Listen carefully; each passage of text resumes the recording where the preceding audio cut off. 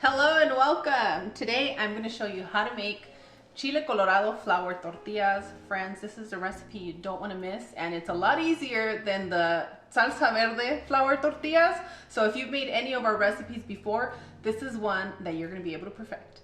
For this recipe, you'll need 2.5 cups of all-purpose flour, 3 tablespoons of lard, or you can use vegetable shortening, 1 cup of warm water, 9 guajillo chilies. Make sure to remove the stems and the seeds. And to season our tortillas, we're going to be using 1.5 teaspoons of salt, 1 teaspoon of ground cumin, and half a tablespoon of Mexican oregano.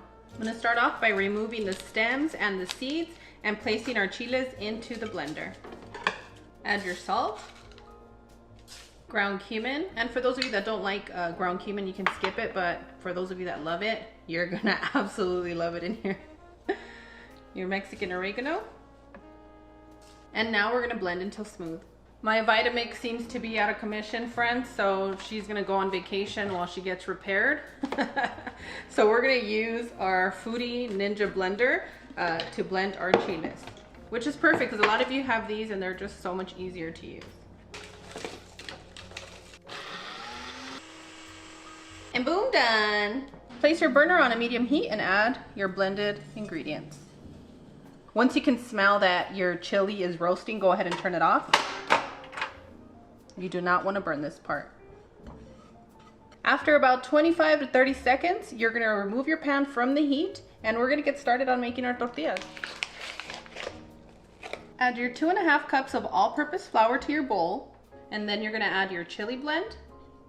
Oh, it smells delightful in here. Absolutely amazing. Once you heat up this pan, you're heating up the oils from your spices and your chile, and it's absolutely aromatic heaven. Oh, it really is. What a difference from when you boil the chili. A huge difference. Would I be able to add my boiled chilies in here instead of doing the dry method that you did? Of course you can, Cloud, but guess what? It's gonna get really sticky and gross. Oh, man. So if you guys want to work that masa, go ahead. But when you're working with all dry ingredients, it just makes this process a whole lot easier, and it's absolutely beautiful. This is one of the most gorgeous masas that I've ever worked with. It looks beautiful. And you know how much I love the masa for the tamales. We know how much you love red chili. Got excited just when you hear you say that. You're blushing. Add your 3 tablespoons of lard. And now we're gonna break up the lard and combine it into our dry ingredients. Thanks for the splash. You're welcome. I knew you were gonna love that. As soon as the blend hits any kind of oil, you're gonna start seeing that color come through. It's absolutely beautiful. I was just thinking, how lucky are the kids where their mothers greet them with fresh made tortillas. Yes, precious babies. They deserve it. Yeah, you know? Yeah, they deserve it. When I made these last time, the babies, because I wake up early, the babies woke up and and they said, "What's in the oven? It smells so good." And I'm like, "Oh, that's just my masa." You know how I turned the light on in the oven? They thought that I was baking something and they got hungry. They're like, "It smells like chorizo." They're so sweet. So they woke up hungry that day. So once you've combined your lard into your dry ingredients, you're gonna make a little well and start by adding 3/4 of a cup of water. Depending on your climate, you might need a little bit more, a little bit less, but you can gauge it that way. I don't know if I said it, but the water that I did pour in here is warm.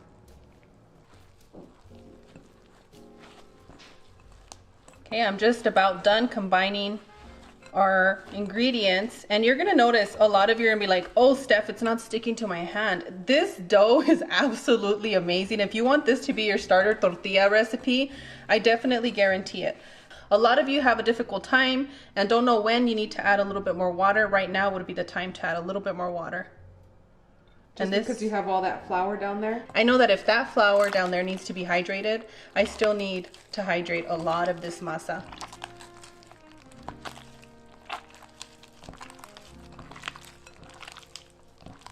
Hydration is key to keep nice soft tortillas so that they don't dry out, along with the cooking process like I mentioned in our last tortilla recipe.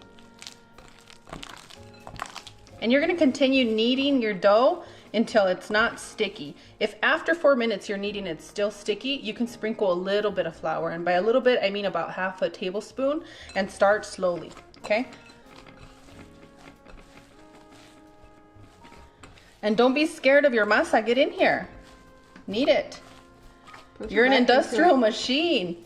Woo! Put your knuckles into it, okay? You guys got this. Yep, you got this. The smell alone will motivate you to keep kneading. Yeah. I'm already thinking of cheddar with this tortilla for some reason. Yes. You know, the orange and the red contrast. Carne asada. Carne asada. Ay, qué rico. Qué rico. And after about 6 to 8 minutes with this dough, you're going to get the consistency that you need. It's not too tacky. You see that? Mm-hmm. Just perfect. So go ahead and make it into a ball like this. And if you're not huffing and puffing, then you didn't get in here. You have to be huffing and puffing. And don't worry about the stains in your hands. It's no different than Cheeto stains on your fingers. Yeah. It goes away. Warm up a little bit of lard in your hand and cover your masa with it. You can put a plastic wrap, a kitchen cloth, or you can put a plate. And you're gonna allow your dough to rest for a minimum of 45 minutes in a warm place. I like to place it in the oven with the light on. And the longer you let your dough rest, the better. So if you start this in the morning and then you don't get started on your tortillas till later, even 4, 5, 6 hours later, perfect. I've had this dough resting for 5 hours. Look at how soft that is. It's beautiful.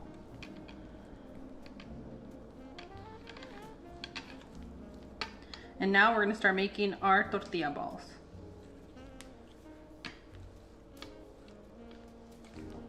Is that burrito size?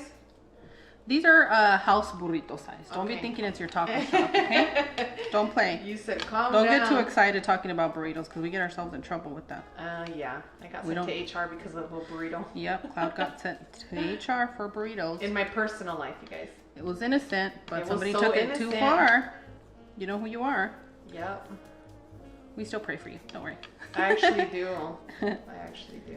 You can't help who you love, you know? Like, you just, if you love somebody, let them do their thing. Yep. And just pray for them. As they say, if you love someone, let them go. You're all free to go whenever you want. I just believe in surrender, not necessarily letting anyone go because they're not like cattle, you know what I mean? It's like... It's an expression, Cloud. Oh, I meant literally, like...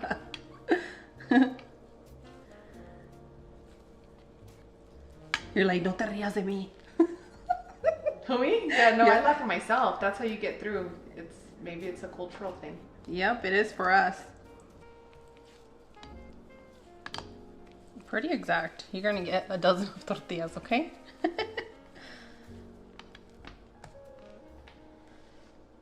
A little bit more lard.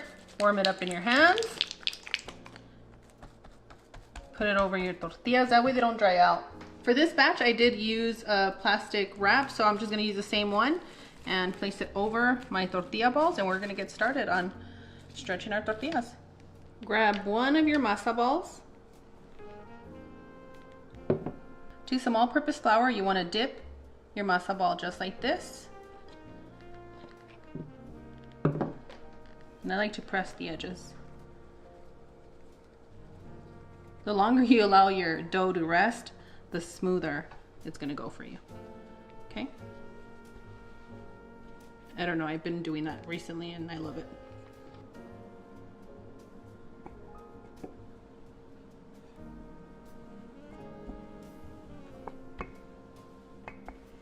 And start rolling your tortilla.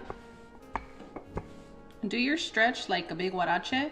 That's about how big your tortilla is gonna be, okay? So once you do that, go ahead and flip it over. These tortillas are so soft while you're rolling them that it almost feels like a juicy tender steak. Ooh. Kind of like our birria verde, guys. In the oven, that tender.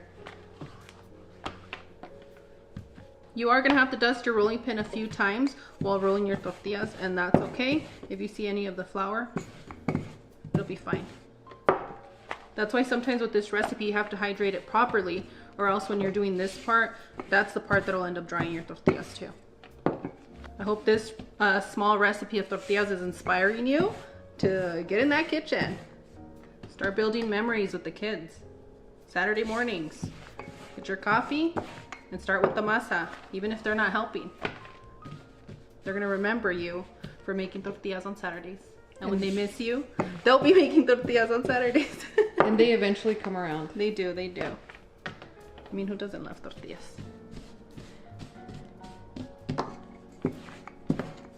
And boom, we're ready to go.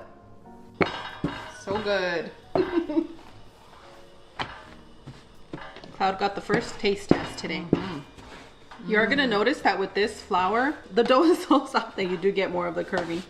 And you can taste the red chili in here and You the can. spices. So good. You outdid yourself.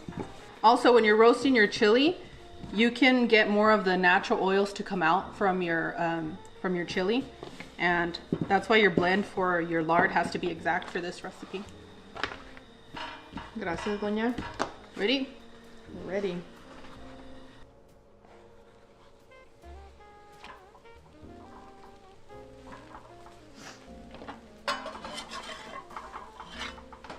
I love seeing the way the color changes. It just goes from a regular orangey red to a burnt red orange. Oh, gorgeous. This burnt color reminds me of the Southwest. Shout out to all our friends in the Southwest. Hello to all our relatives. And boom, done, amigos.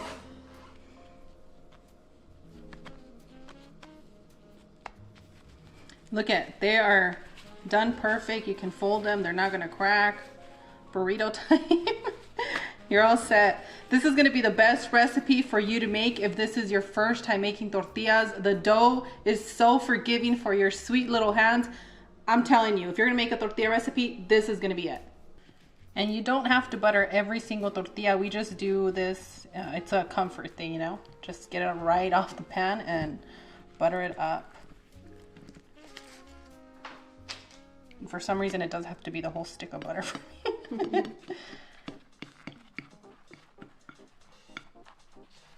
See, nothing cracked. You guys got this. I'm gonna need somebody very special to say Oh, you're celebrating the tortillas. He's just so cuddly. You ready, Bebe? Yeah. Do you want me to feed you? You want to feed yourself? You know I want to feed you. Open up. He said, Open up.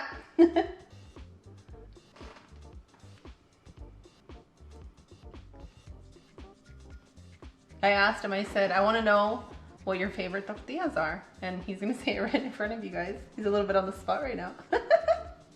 Red. Red? All right, these are a winner. There you go. Friends, if you make this recipe, please let us know. Tag us on our social media. If you haven't subscribed, make sure to subscribe, comment, like this video, and we'll see you guys on the next one. That's it? You don't say bye? I'm still eating. Bye. Adios. You haven't been able to function. No, I don't know what is in here. It's a surprise, Punky. What if it's pork butt? Pork butt. That'd be really good in here, actually. There you go. You want butter on there? Yeah. Oh, a lot or a little bit? A lot of butter. A lot of butter it up. You rowing today? Yeah. All right, then I'll butter it up. You're gonna need all that energy. I was thinking, who's special enough to come and say ah for mommy? You're so beautiful. He really went for the owl like he was the doctor's. So sweet. My sweet angel. What do you think? What do you think? You're already ready to go? Good? All I right, love it. enjoy. All right, I'm gonna clean up. Hello and welcome, amigos. Today, I'm gonna be showing you how to make shrimp pozole. For those of you that are cleansing, those of you that are practicing Lent, this is gonna be a recipe for you, especially if you love shrimp and Mexican food. Okay, mis amores, what we have here is pink shrimp, and look at the size of this shrimp. It's really large, and these are the ones that you want to buy when you want to do some show stopping for your family or your suegra, okay? And then you get to see a lot of these shrimp at more Mexican stores and Asian or international markets, and you're gonna find that it has a little razor at the top, and that's what you want to trim off. We're gonna continue removing the little razor from the top of the shrimp head, and we're gonna remove the shells. For those of you that don't have access to shrimp with the head, you can use your regular shrimp at your grocery store, the one in the frozen aisle, with the shell on. And if you still don't have access to that, you can always enhance the flavor that we're looking for by using some shrimp bouillon. Friends, don't be scared to clean your shrimp. You're gonna find a little bit of stuff here in the back, and you wanna slice it on the inner part as well, and you wanna remove all of the little junk that you see, okay? It's up to you, but we highly recommend that you clean your shrimp. Clean your shrimp. It's not going to be up to you. I'm telling you, bossy mommy, clean your shrimp. Because the last thing I want to see when I go to your house is get a shrimp and has a doo-doo bag in there, okay? And for your large shrimp, all you want to do is cut a slit through the top. And this is going to be the showstopper. The one that you put right on the top hanging so it can look nice and beautiful and enticing. And with this one, for some reason, there is no slit to be made here at the bottom. It's pretty clean. What I'm going to be doing with the shells, I'm going to be using this BPA-free mesh that I used for our seafood boil. That seems to be really popular right now. Thank you guys for the support. And we're just going to pour them in here. If you have a different little container, those different little bags where you can put your spices and boil with it, go ahead and use that. Okay? Ooh, ooh, ooh. I'm going to tie a little knot. And we are going to be rinsing this little bag before we put it in the pot. And we're also going to be rinsing all of our shrimp. So let's go ahead and do that.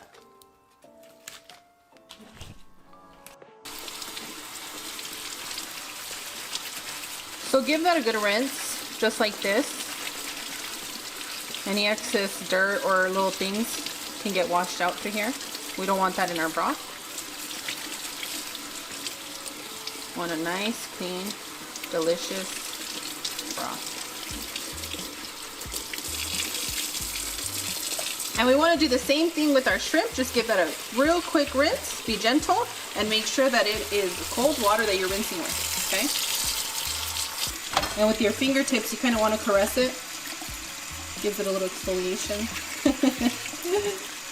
We've been asked a lot, do the Mexican clay pots work on an electric stove or a glass top? Let me tell you, we're going to show you exactly what to do, okay?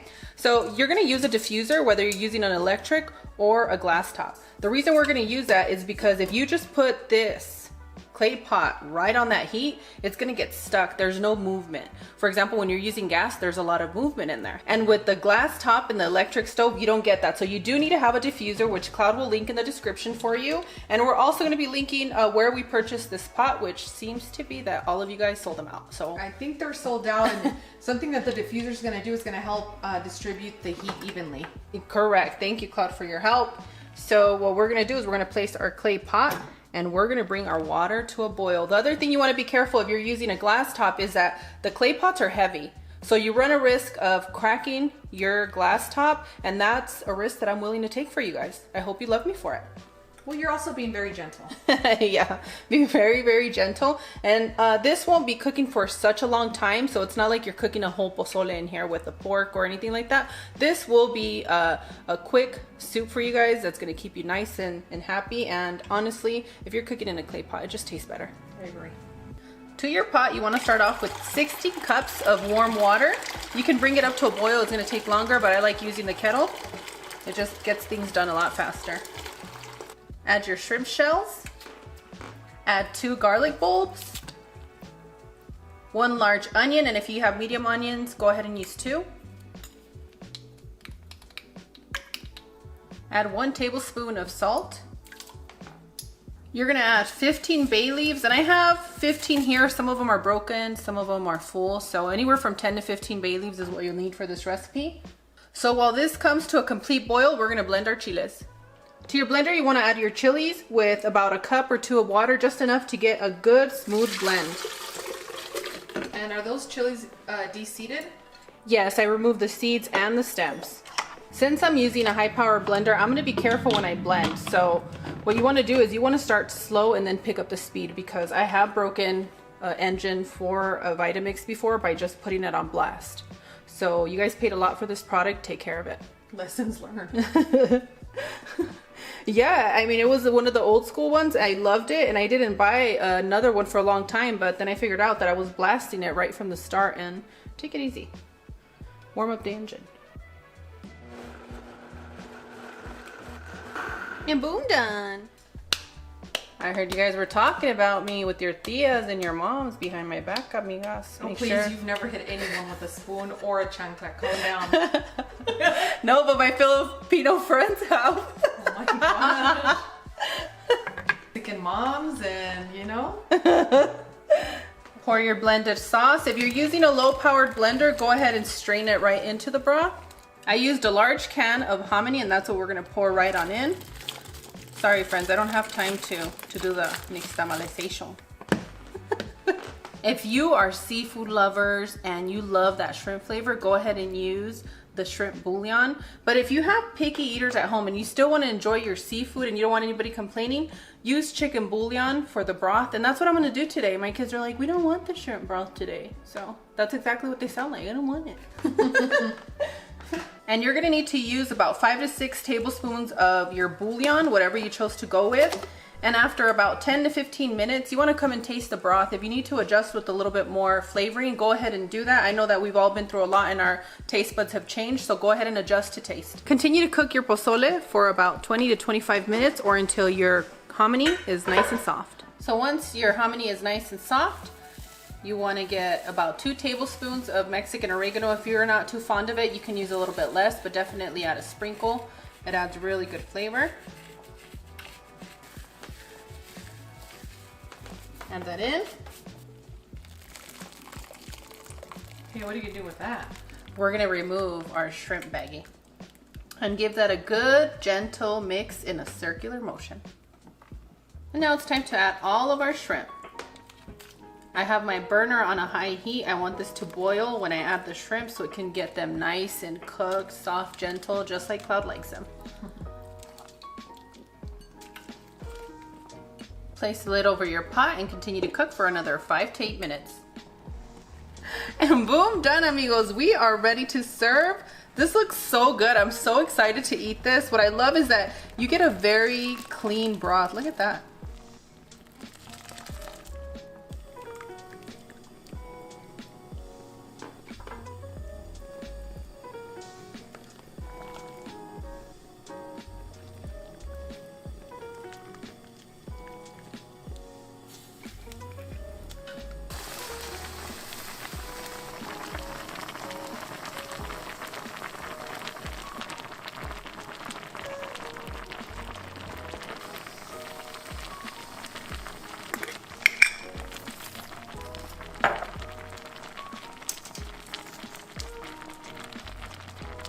I'm gonna need somebody very special to say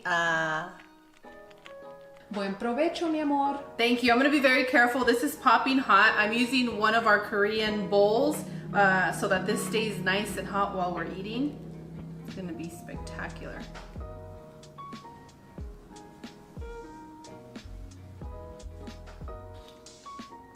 Ooh. Mmm. Oh, that is so good. The shrimp flavor that pulls through is absolutely amazing. And we cook these shrimp to perfection. I love that you sprinkled some lime in the caldito and a chiltepín. Mm-hmm. Ooh. So good. That's the best part. So good. You can have this with some saltine crackers or some tostadas, but the soup is so good and that's what I'm focused on right now.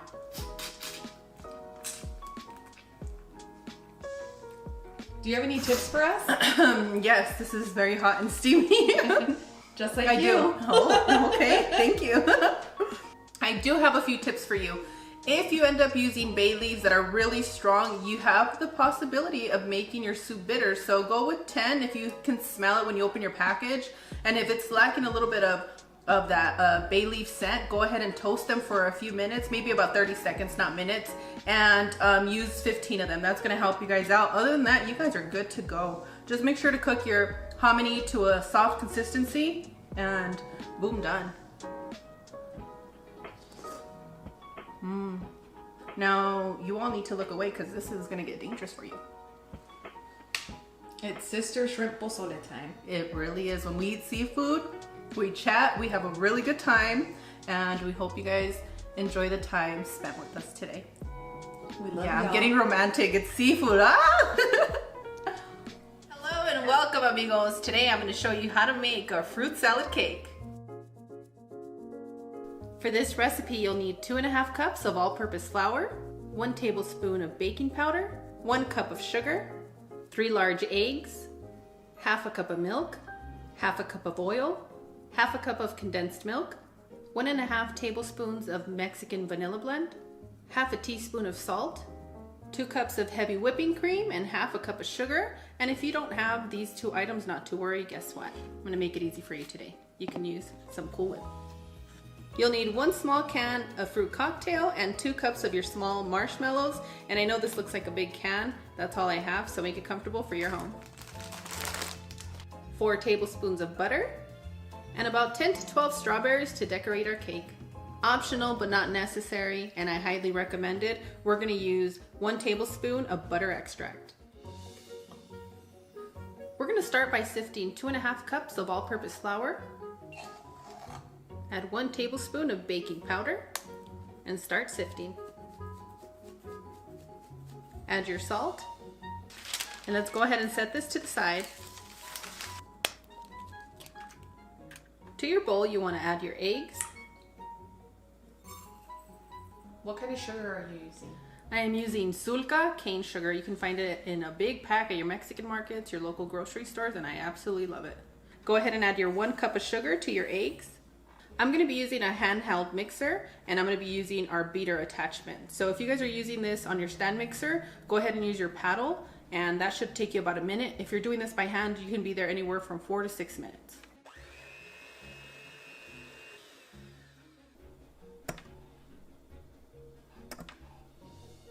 Add your milk, your half cup of condensed milk, and your vanilla. Give that a good mix until all your ingredients are well combined. Add about 1/3 of your dry ingredients and start mixing. Add about 1/3 of your oil and 1/3 of your milk mixture and combine. And we're going to repeat the same steps 2 more times.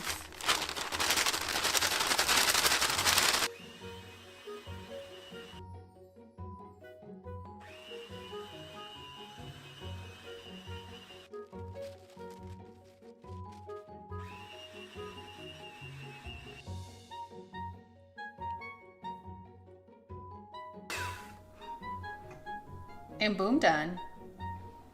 To your baking dish, you're gonna add a little bit of oil. You can use a non-stick spray or a little bit of the butter coating at the bottom. But today I'm just gonna use a little bit of oil. And now we're gonna pour our batter into our baking dish.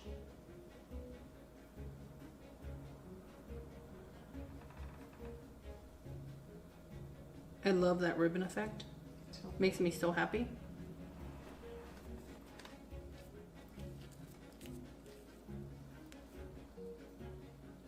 And I don't want to see anybody licking the raw batter. Wait for the whipped cream. That's the best part. Yeah, it is. And now you just want to level out your batter. Once you've leveled your cake, you want to pick it up and tap it a few times. That allows all the little bubbles to come to the top. We're going to go ahead and place our cake in the oven at 350 degrees, and it's going to be 25 to 30 minutes. Take your can of fruit cocktail and strain the juice. If you're a person that prefers to bite into a big juicy grape, go ahead and keep them whole, but for me, I don't, not in this particular situation, so I'm just gonna slice them down the middle, make them into smaller little bits, but we are gonna keep it in our fruit salad. You guys are gonna eat your grapes. Bossy Mommy said, eat your grapes. To your cocktail syrup, you're gonna add 1/4 of a cup of melted butter.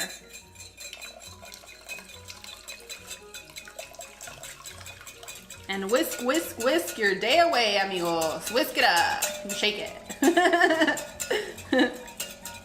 I'm in heaven right now. It smells so good. I'm trying to impress Cloud and my baby, so we're always impressed. I'm a Abuse Club. You guys have been asking me for sweets, and here I am being super sweet. Oh yeah. There was only one time I wasn't impressed with your cooking, and that's when... That's a long time ago. It was the worst Alfredo sauce, okay? Stop.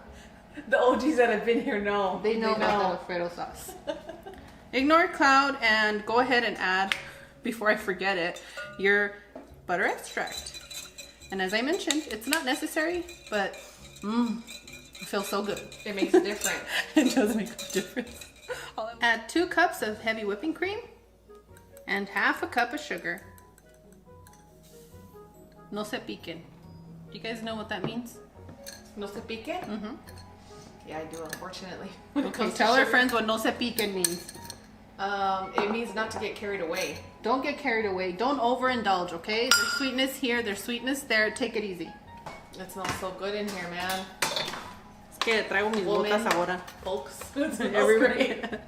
Y'all, it smells great in here. And we're gonna start mixing. If you're doing this by hand, you're gonna be there about 15 to 20 minutes and you better not stop. You better beat it, because nobody wants to be defeated when you're whipping heavy whipping cream. So if you're gonna do a stand mixer, watch the Tres Leches cake video. I'll put in the link below. But for me, I'm gonna start slowly and then speed it up. Yeah, that's what we're doing. And boom, done. Friends, you're gonna see that my whipped cream is a little bit stiffer than you would see anywhere else, but there's a reason for this. When we add that fruit cocktail, it's still wet. So we want it to be able to hold and still give us the creaminess that we all absolutely love. Add your fruit cocktail to your whipped cream and fold it in. That's giving me the goosies. And make it rain marshmallows, amigos. These are absolutely delicious. Cloud's favorite. You impressed today? I love marshmallows. And just mix all your ingredients in the smallest bowl you can find. In the smallest bowl. I promise you guys I ordered a bigger bowl. You could have gone smaller too. Don't tempt me. Don't tempt me. And once you're done mixing your ingredients, go ahead and place this in the refrigerator. Friends, this cake here was baked in an oven that was not preheated. And what I mean by that is that as soon as it hit 350 degrees, I baked it. So I'm going to show you right now what happens with your cake when you preheat your oven before baking.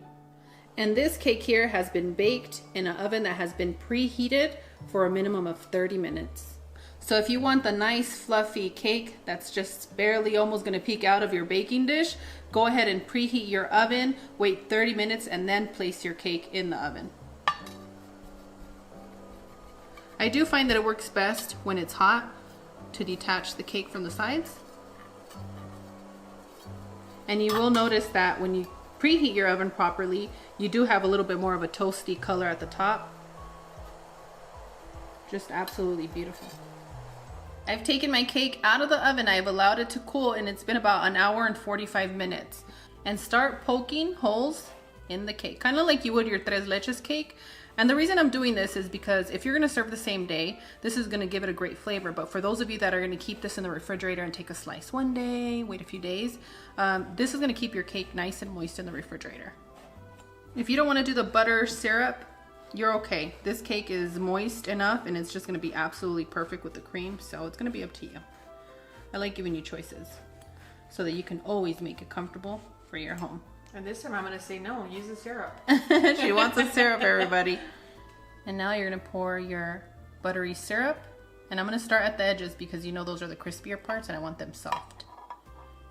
Nice and soft.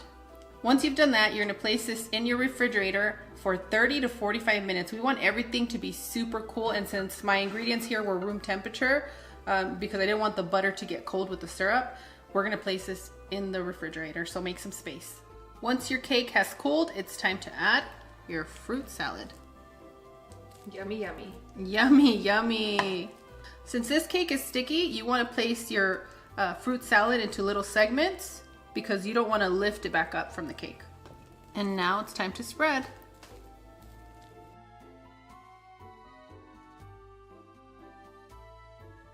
Once you spread your fruit salad over your cake, you can start decorating it with some strawberries or your favorite fruit. And if you don't have fruit, you can use a little bit of sprinkles, which I will be doing that for my son because he loves the Mexican sprinkles. So we have those there. And while you're slicing strawberries, you might want to slice a few extra because my kids, they came through right now and they ate all the pretty ones that I had placed for you guys, so they beat you to it today. Yeah, those are my godchildren. They see sliced strawberries and they go for it. And all I did was, you have a machine to cut your strawberries, or you can do it with your knife to just cut them into little slivers so that when everybody's eating them, it's a lot easier. And that's a story about the strawberry thieves. And it happens. I'm warning you guys. And boom, done, friends. We're ready for a taste. Remember, when you're slicing, take it all the way through. Clean your knife.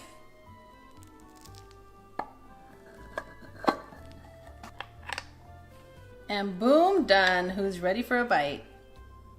I'm gonna need somebody very special to say oh my goodness, I almost forgot to add bebes.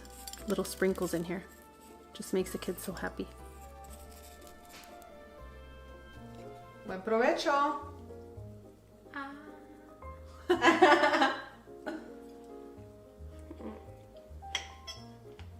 No, okay, here you go. Let me get you a napkin, babe.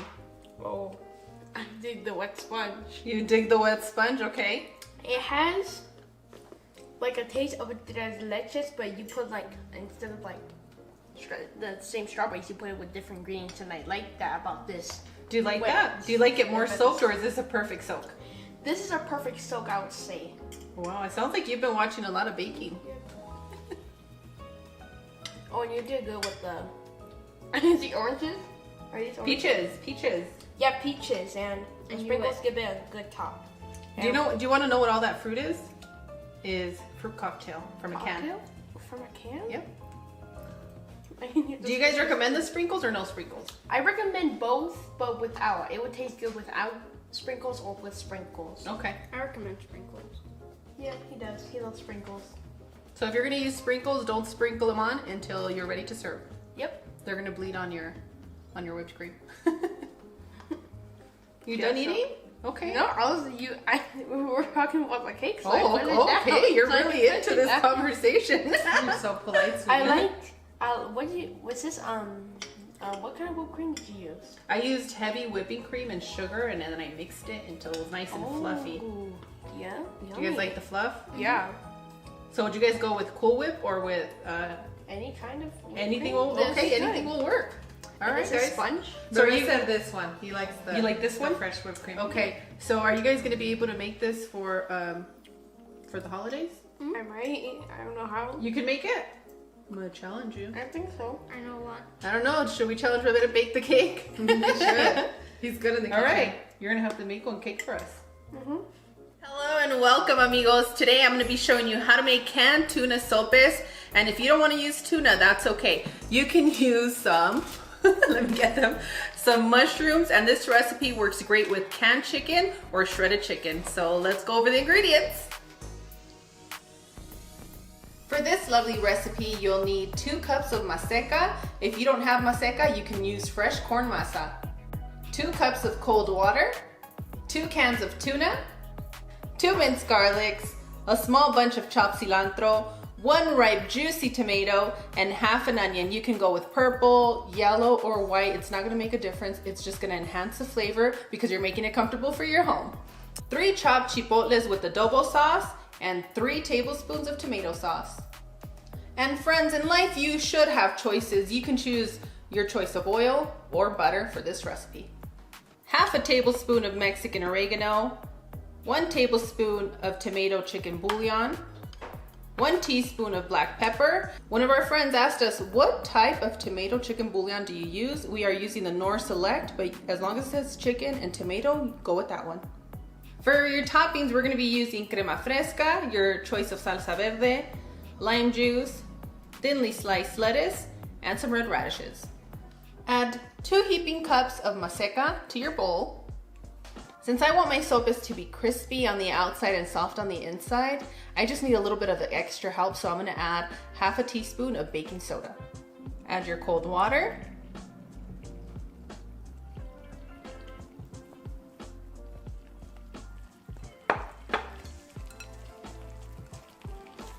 And if you see, I only add a little bit of water at a time. We just wanna hydrate our masa. We don't wanna soak it. We don't want it to be over moisturized, if you know what I mean. Unfortunately, I do. So if you live in a humid climate, take it easy. Now, for those of you that are in the arid zone, you know, you might need a little bit more water. I used 1.5 cups of the cold water in here, and that's all I needed to hydrate it to the consistency that I need, okay? I know the package says 2 cups of maseca to 2 cups of water. Just take it easy. And now it's time to start making our sopes. Grab some masa, and sometimes you never know how much to grab. So you want to make sure that the amount of masa you're grabbing fits in the palm of your hands when you cup it, just like this.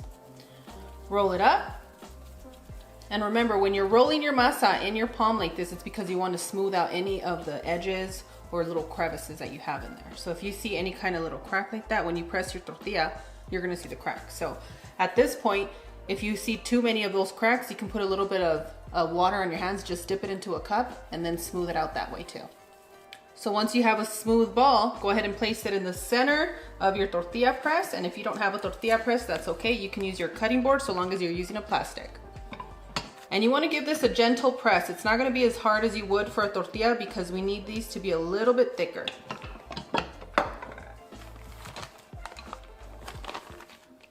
And that's about the thickness you want for your sopes. I'm going to go ahead and place this on a parchment paper using my baking sheet, and I'm going to continue with the remaining ones, and then I'll meet you guys at the stovetop. Hola amigos, hi friends. In today's infused water we have grapefruit, we have ginger, we have mint, and 1/4 teaspoon of baking soda. And what that's going to do is help alleviate the bitterness that comes with some of these mixtures. Stay hydrated and stay loved. If you're using cast iron on your glass top, you need to be really careful. You don't want to shatter the glass. So I'm going to place my comal gently, and you're not going to be shaking or moving anything around, okay? We want to bring this up to a good heat, so I currently have it at a medium heat, and we're going to work with it. Place your sope on your comal. And a good tip for you guys is that you're going to see it cook about a minute, minute and a half. You're going to see the color change. So once you get it to about the halfway mark and you see the difference in color, that's when you want to flip it.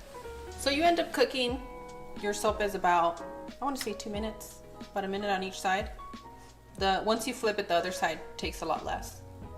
And once your sope is ready, you see that the color has changed. I'm just going to place our other one here.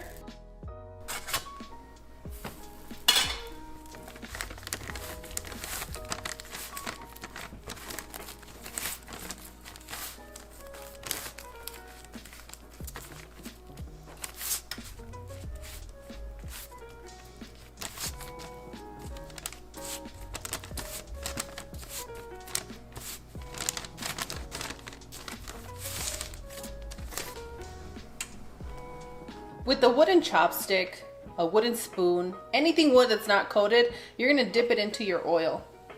And when you see a bubble, it's go time. Place your sope into your oil. I'm gonna fit 2 in here, I think. I'm gonna make it happen, yeah. There we go. Can we put these in the air fryer? You sure can, just make sure to give it a good oily spray. Okay, thank you. Friends, if that oil looked a little suspicious, it's not. I repurposed my oil from our empanadas yesterday, and that chile and the shrimp and all that stuff, you know, infuses the flavors and causes your oil to bubble up just like that. We had this bubble guppies. Bubble. Mama. No. She needs to calm down, you guys.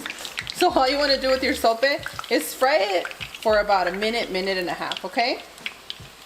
Focus everybody. I'm going to continue frying the remaining sopes, and then we're going to get started on our filling. Place your burner on a medium heat and drizzle a little bit of olive oil, and I'm going to be mixing it with butter, so that's about 1/2 tablespoon of olive oil. Add 1 tablespoon of butter. Allow that to melt and have fun with it. Add your onions and your tomatoes. And we want to cook them till they're soft, and that'll be about 6 to 8 minutes. After about 6 to 8 minutes, you're going to add your garlic, chipotle, tomato sauce, And the tomato sauce is not necessary. I just have a big pan that I opened up that I have to use, and you guys are gonna bear with me. Your tomato chicken bouillon, black pepper, Mexican oregano, and give that a loving mix. Oh, that looks beautiful. Add your tuna.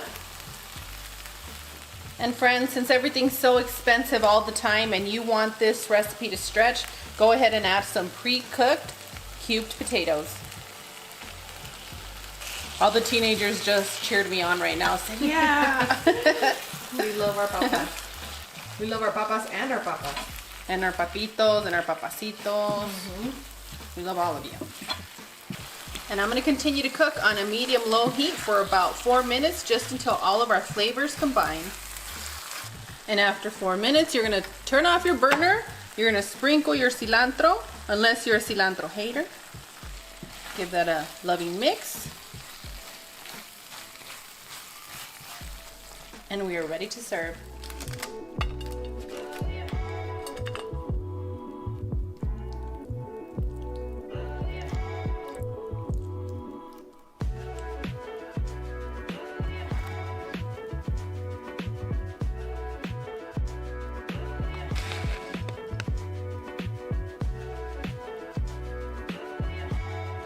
I'm gonna need somebody very special to say, here you go, sis.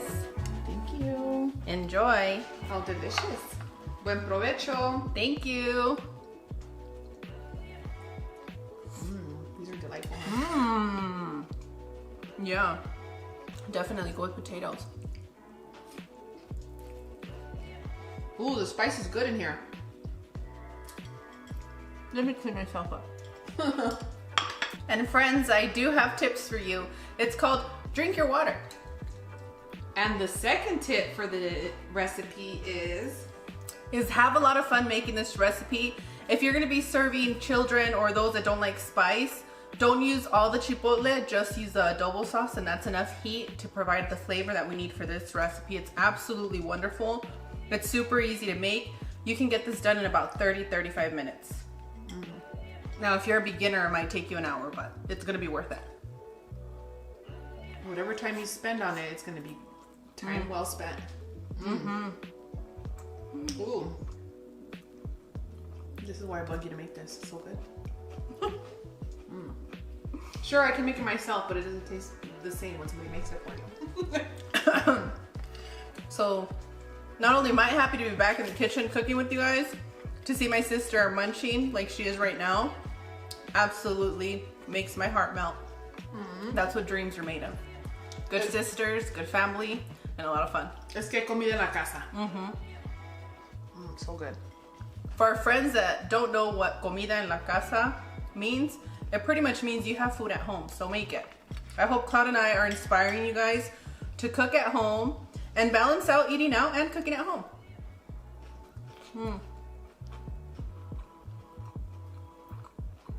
The first one we eat with you guys, the second one, we're gonna eat at the table. We'll see y'all. Bye. Now in my head, I'm like, I'm gonna make this again. Hello and welcome, amigos. Today I'm gonna show you how to make a super easy ground beef casserole. For the ground beef layer, you're gonna need 1.5 tablespoons of Knorr chicken bouillon, 1 to 2 pounds of ground beef, a can of tomatoes and green chili, and 3 to 4 tablespoons of your favorite taco seasoning. And if you don't have a favorite one, I'll link a recipe in the description for you.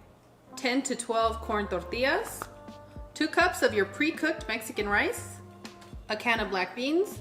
For our toppings, you're gonna need Mexican sour cream and cheese blend, iceberg lettuce, your choice of hot sauce, and some pico de gallo. Yummy, yummy, let's get started. Place your burner on a medium heat and drizzle enough oil to fry our tortillas. Place your corn tortilla in the hot oil and fry on each side for about 5 seconds. And continue doing that to the remaining tortillas. In the same pan that we used to warm up our tortillas, you're gonna add your ground beef.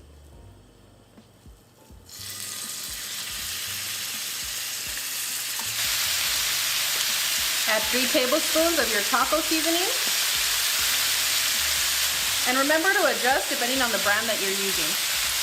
1.5 teaspoons of your Knorr chicken bouillon, and start combining your ingredients. And continue to fully cook your ground beef. Once you fully cook your ground beef, go ahead and add your can of diced tomatoes and chili.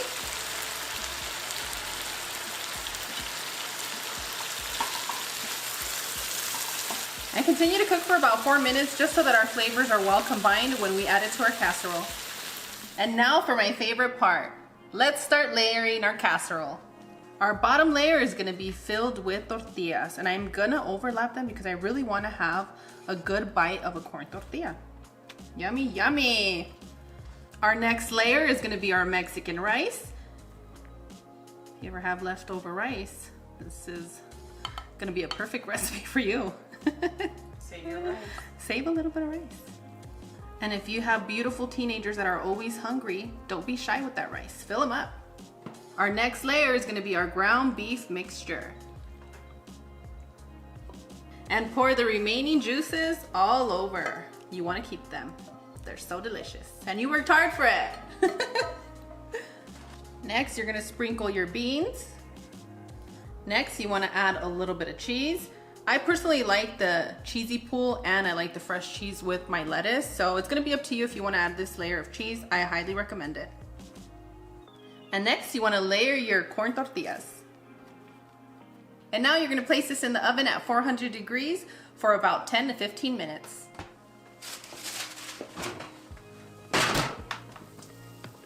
And once you take your casserole out of the oven, you're gonna place a layer of your sour cream, your crema fresca, right on over. Don't be shy with it. Next is gonna be your layer of shredded iceberg lettuce. Don't get too fancy on this one with your romaine or anything. Make sure that it's iceberg, it just tastes way better. Your layer of cheese. Your pico de gallo. And next you wanna add your layer of your favorite hot sauce. And the guacamaya hot sauce is one of our family favorites when I have to put it over a dish that everybody will enjoy because it's not too spicy and it's just absolutely perfect. Oh, you hear that crunch from that top layer? It smells good in here. Yummy, Love yummy. the ground beef in this. It's just such a perfect combo. The one that we made, the 7-layer one that we made, the kids were asking me for it again and I'm like, no, we're gonna switch it up just a little bit. Mom gets bored in the kitchen. Ooh, can I do it? Can I do it? You got this. Ooh, we're doing this.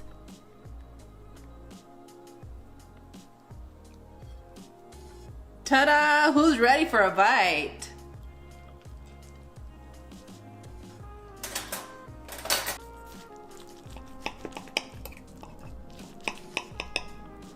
I'm gonna need somebody very special to say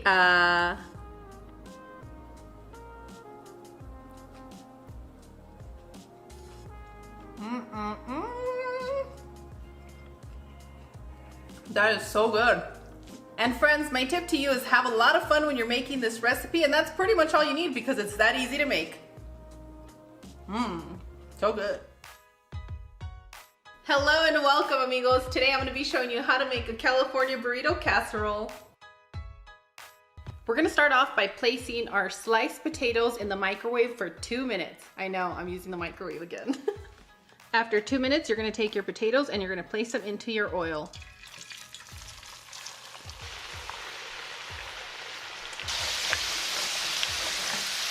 And give or take about 6 minutes, our potatoes are ready.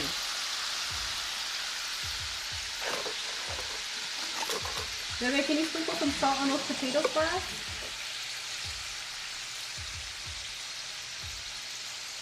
Wonderful. Thank you. For this recipe, you're going to need 2 to 3 cups of your carne asada, a lot of French fries, 4 to 6 flour tortillas, 3 cups of cheese, about 1 cup of Mexican crema fresca, about 1.5 cups of pico de gallo, and your desired amount of creamy guacamole. I'm using large burrito tortillas, and what I'm going to do is I'm going to layer it at the bottom of our baking dish. Place a little bit of crema fresca. Mozzarella cheese. Next, your carne asada.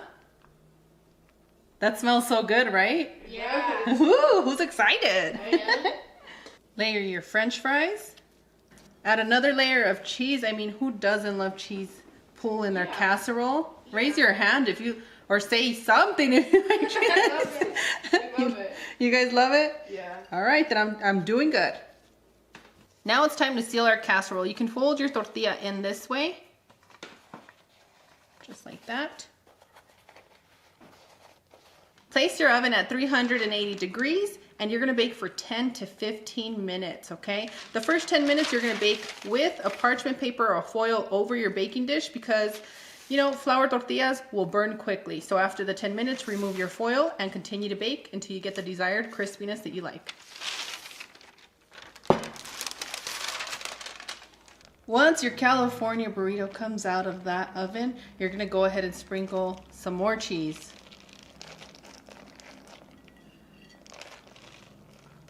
Your crema fresca, if you don't have crema fresca, that's okay. You can use some sour cream. And what I like to do sometimes is use half Mexican crema fresca and half sour cream and mix it up. Gives a really good flavor. Your pico de gallo. And your guacamole. Go ahead and add your favorite hot sauce. And right now we're still loving the guacamaya. And that's how you make a California burrito casserole, amigos. Who's ready for a bite? You guys are? Okay, let's do this.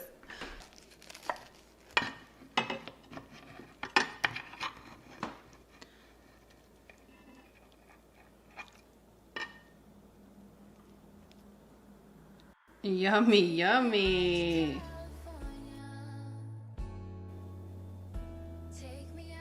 I'm gonna need somebody very special to say Seems like dying and go back into heaven. So that's a yes? All right. Wait, hold on. I need to tell you about it. Oh, you want to tell everybody about it? Okay. So I liked how you made the papas. How did you make it? We used French fries. Yeah, the French fries. How did you use it? I chopped up make some it? fresh potatoes and I fried them. Oh, I liked how you chopped up the fresh potatoes and the crema and the cheese makes it good flavor too, and the cheese inside makes it ooey gooey. Ooey gooey, so you like that? Yes, and the carne asada gives it.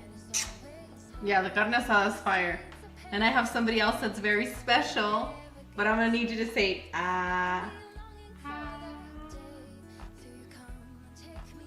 That look.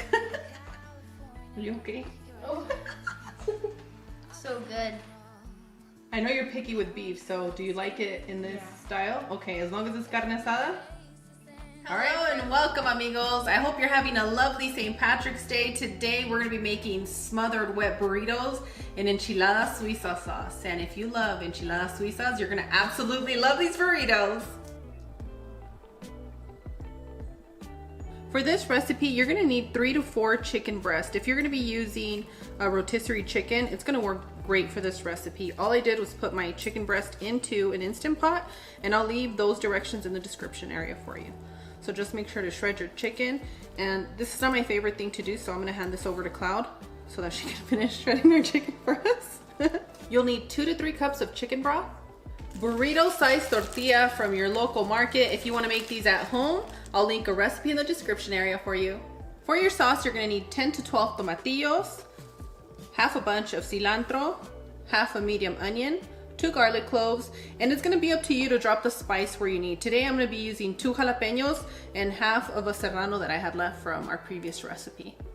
And to season our sauce, we're going to use 1.5 tablespoons of chicken bouillon. We're going to use 3 tablespoons of sesame seeds and optional, a little sprinkle of nutmeg, which will end up being about 1/4 of a teaspoon, but it's going to be up to you if you want to use your sesame seeds and your nutmeg. For the sauce, you're also going to need 2 tablespoons of butter and 2 to 2.5 cups of heavy whipping cream. If you don't have heavy whipping cream, you can use crema fresca or half and half. Last but not least, we're going to need about 3 to 4 cups of melted cheese. To your pot of boiling water, you're going to add your tomatillos, your onion, garlic, serrano, and your jalapeno. Continue to boil until they're nice and soft. That should be about 10 to 12 minutes. Next, you're gonna add your soft ingredients into your blender. Add your chicken bouillon, and if you don't want chicken bouillon, you can use a little bit of salt to taste. Your sesame seeds, your nutmeg, and I personally love it, so I definitely suggest it. Cilantro, chicken broth, and since I want you to be in and out of the kitchen, what you're gonna do is you're gonna add your heavy whipping cream into your blender. And if that heavy whipping cream looked chunky, don't worry about it. It's heavy whipping cream with a little bit of crema. So if you guys see this at the store, you're gonna need about 4 of these if this is all you're using, but this one just adds a little bit of a different flavor. And those are the benefits of not skipping these videos, okay? Now we're gonna blend until smooth. And boom, done. Friends, I totally forgot, but I don't want you to forget. You're gonna add your butter into the blender and blend it all together when the ingredients are nice and warm, okay? That's gonna cut a step for us, so don't forget to blend your butter inside the blender. I'm such a bad girl today. We're just getting chatty. Cloud is giving me some TikTok gossip, you guys. Now I'm gonna blend until smooth again. Take your sauce and place it at the bottom of your baking dish. Make sure that you warm up your tortillas, and now you're just gonna add your desired amount of chicken. Make sure to load it up. It's a burrito. Drizzle a little bit of sauce. You can also add more cheese in here, and for those of you that have super hungry kids to feed, you can even mix your chicken with potato and it'll taste just as good.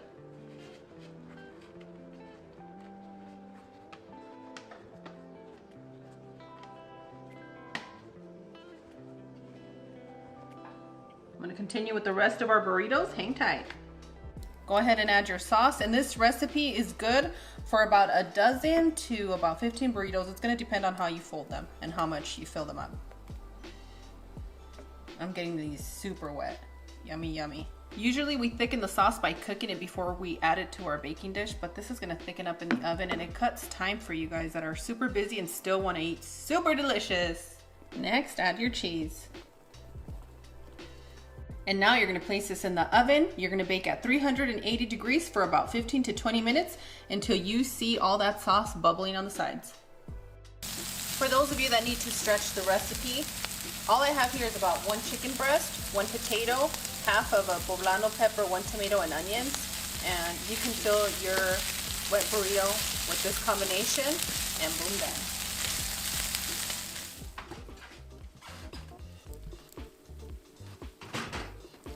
And that's what I mean by bubbling. Yummy, yummy, who's ready for a bite?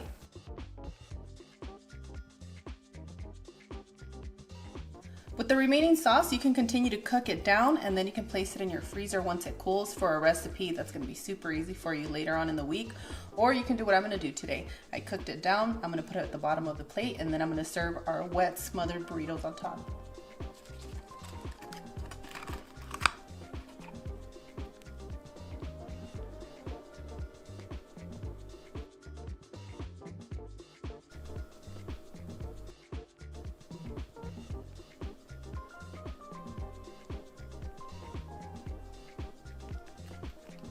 Ooh, doesn't want to come off. Who is excited and ready for a bite? I am. Ooh, me too. Somebody suggests that we take little bites. I'm gonna give you guys a tiny little taste today. Don't know why, but we all want a big bite. And that's a little bite for you. I'm gonna need somebody very special to say ah. It smells so good, and just the combination right now is making me super happy. Oh yeah. Thank you for the first bite. Buen provecho. Yes, Cloud got the first bite, okay? She's been super special and she deserved that bite. Thank you.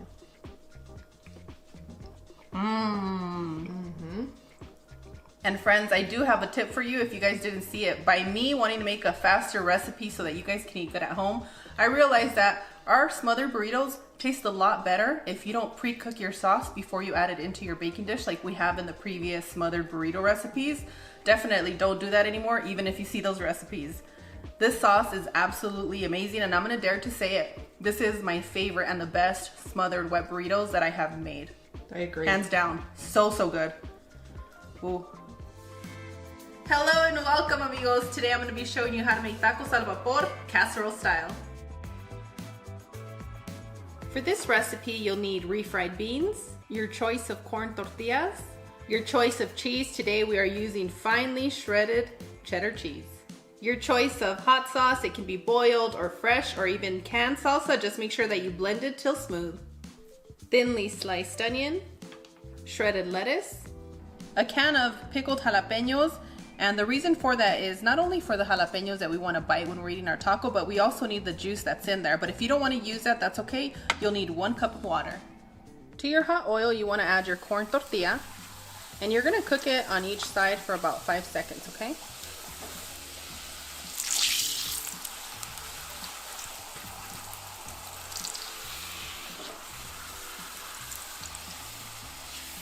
Give it a little fold. Let that excess oil drip. And it makes it easier for when we have to fill up our tacos. Boom, done.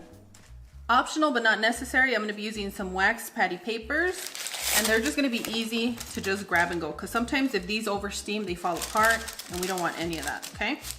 So what you're gonna do, you're gonna place 2 scoops of your refried beans. For those of you that need a little bit of an extra bite from your beans, you can make this with frijoles puercos, which I showed you how to do in the 7-layer dip casserole, and I'll link that in the description area. So once you add your beans, you can go ahead and add your cheese of choice. And I don't know, here in the States, you have cheddar and beans, and it just melts your heart. Give that a little squeeze. Grab your salsa, one side.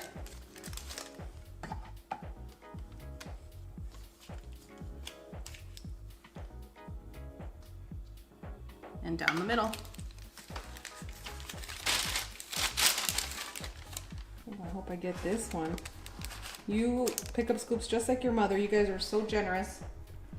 You guys have big hands. Mm-hmm. Oh, whoa, that's gonna be a good one. Oh, nice. You can help yourself.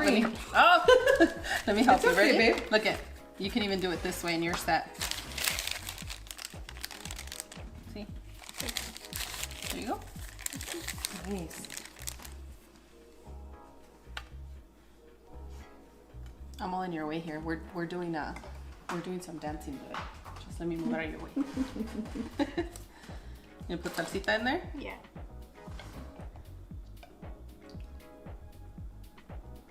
You can practice these tacos at my home anytime you want, sweetie. Wonderful. Oh, we got another taker. You're next, Punky, okay? Wait in line over What's here. this? Where do I think here? Los tacos al vapor. I make mine extra cheesy. Oh, wow. He's planning already. I'm worried. It reminds us of the hunt. Nice one. I think you're doing an excellent job. Thank you. All right, let me help you. I hope I get that one, sister. It's gonna be a mystery one there. All right, runner up. Ooh, we can sell the salsa already. It would be good for. It would be good for. Salsa? Is it nice and spicy, mi amor? If you have those like pinches, what are they called? Sabritones. Oh, sabritones, qué Yes, if you have this at deliciosos. home, you should try this. You should try with this dip.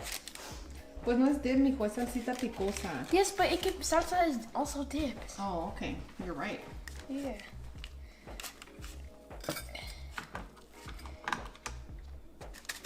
You can use your thumb to Yeah. scoop it in to help yourself. There you go. See? Good job. Who knew we'd be doing home economics with these children? Wonderful. I can't even get it. Oh, you did it. That's perfect. Now you can add your cheese. You wanted to make it. It's just That a one's little for you. like it's like a little You said you wanted it sausage. cheesy. I need a little bit more beans. Okay. Now I'm saying I hope I don't get this one. No, you don't want it because it doesn't even have that much beans. Oh, okay. That one's for you then? Perfect. So friends, if you don't know what the hunt is that people in England hunt for foxes with a pack of hounds. With a pack of hounds? Yes. Wonderful. Oh, where's the salsa? Okay. I have one thing in my hand, it's hard. You're doing a great job.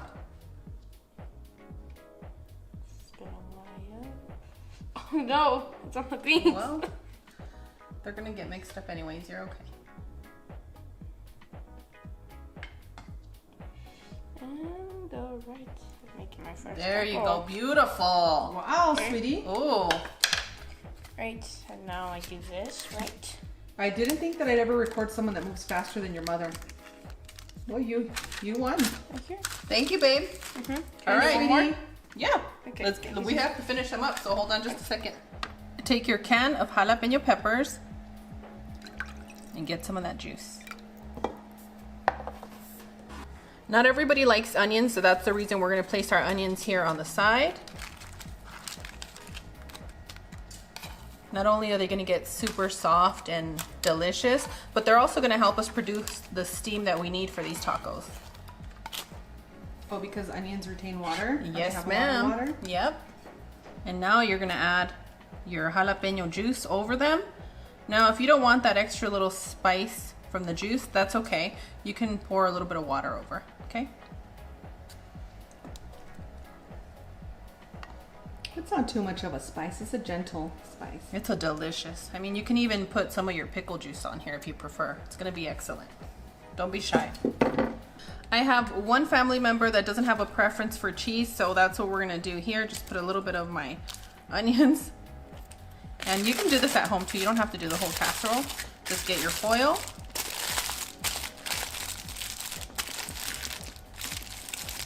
And it's going to go in with the rest. For this recipe, you are required to have a foil over your baking dish because we need to produce a good amount of steam. Let me try and make this as nice and tight as we can. To another baking dish, you want to add 2 cups of water and you want to place this at the bottom of your rack. Preheat your oven at 380 degrees and continue to bake for 25 to 30 minutes.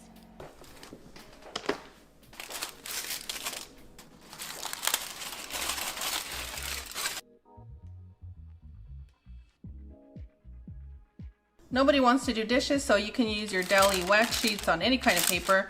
And if it doesn't go through, I save my paper plate. Take your desired amount of tacos. Ooh, ooh, ooh, ooh. See, and that's when these little wax papers come in handy.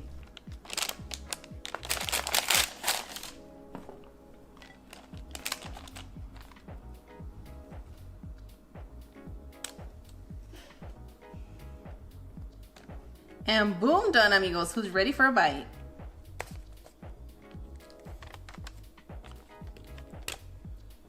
Look at how beautiful they steam up. When you're frying your tortilla, make sure that it gets a little bit of a coating, like a crispy coating, because that's going to make it best for this. So we're going to get a nice little taste here.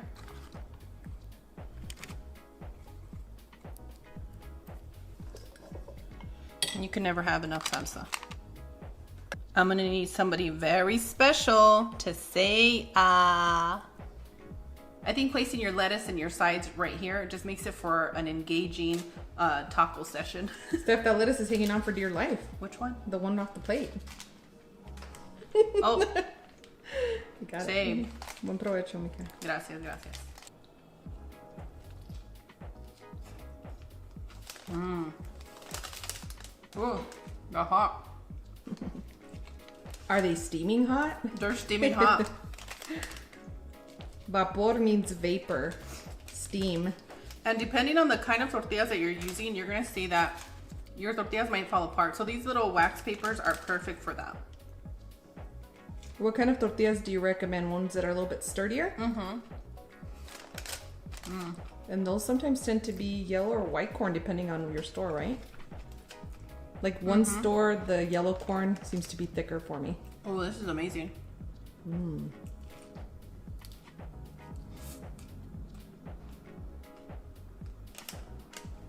That's so good. The house smells good. No dishes to clean. Well, just the casserole dish. That's okay. That's about it. We're loving that. This is perfect game day food. You can not only impress your gamers, but it's gonna be a super easy recipe. So you didn't mean game day like football? You meant like for gamers? Yeah, for gamers. We got some gamers in our family. Yeah, we do. Some of us are included in that mix. It's time for you guys to look away. It's gonna get Hello and welcome, amigos. Today I'm gonna show you how to make salsa verde flour tortillas. And friends, let me tell you, don't skip because there's a few tips that I'm gonna be sharing with you that are gonna make a huge difference when you're making these tortillas. Ooh, you put your hair up. I did. Our elder suggests that I keep my hair up when making tortillas, and I wanna make all of you happy, so put your hair up. Start by adding 2.5 cups of warm water to your blender. Some of you might say, how warm, Steph? If you've ever made a bottle for a baby and you put a little bit of the water on your wrist, that's when it's warm. If it's too hot for your wrist, it's too hot to go in here. I've roasted our poblano pepper, and as you can see, I removed the skins, the stem, and the seeds. So just tear it. Ooh, splashing everywhere, but tear it and throw it in the blender. You're gonna add 4 tomatillos, and I'm just slicing them down the middle, just easier to blend. Not that this blender needs any help, but you guys know, it's a habit. And next, you wanna take a big bunch of cilantro. This will enhance the flavor of your tortillas and also give it that beautiful green color that we're looking for. And now you wanna blend until smooth. And boom, done, friends. Add your 7 cups of all-purpose flour and set 1 cup of all-purpose flour to the side. Add 1 tablespoon of salt. Give that a good mix. And next you want to add 2/3 of a cup of lard. Start combining your lard into your flour.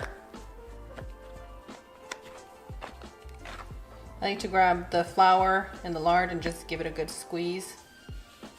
This usually helps me too. Once you see the crumble just like this, that means that we're ready to add our blended ingredients. So go ahead and make a little well. Add your blended ingredients.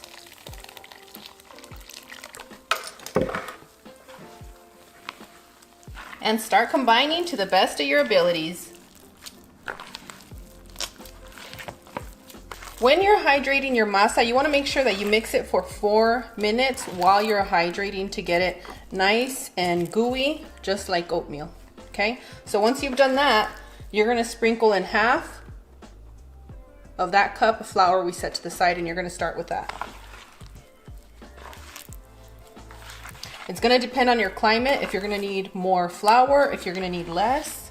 Look at the humidity levels, that has a lot to do with it.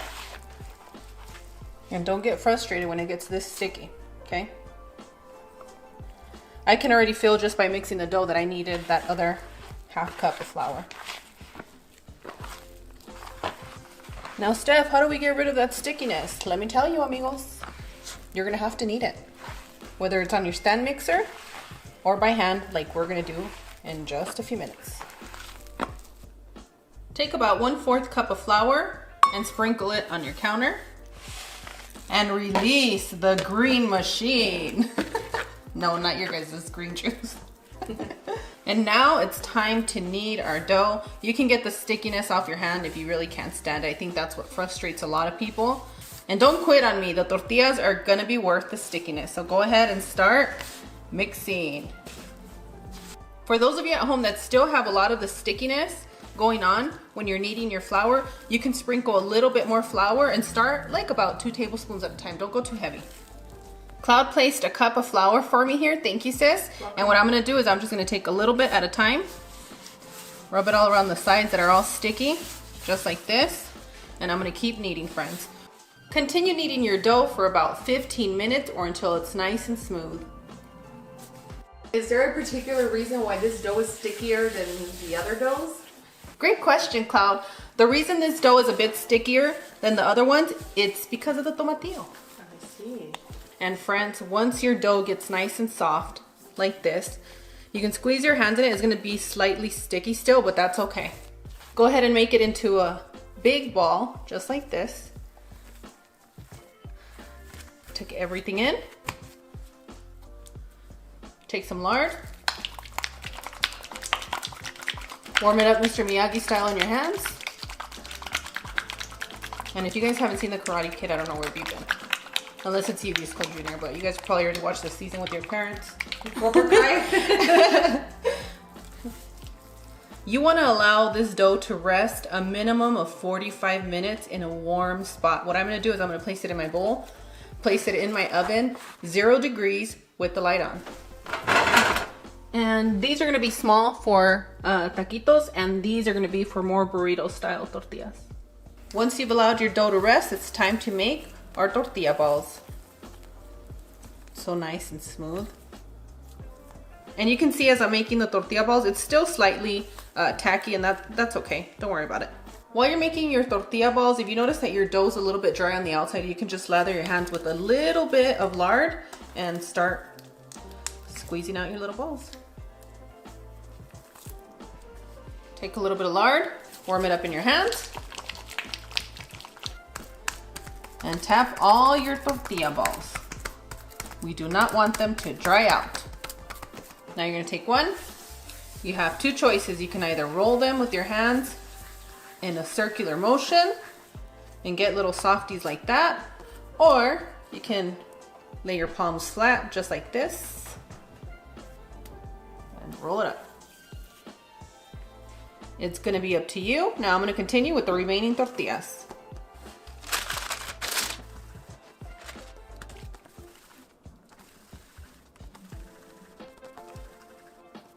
We have roughly 4.5 dozen tortillas. They don't all fit, but we're gonna get started with rolling them.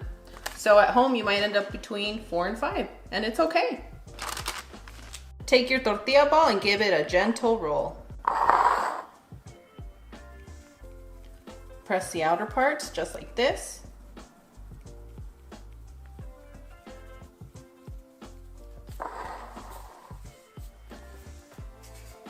And now it's time to roll.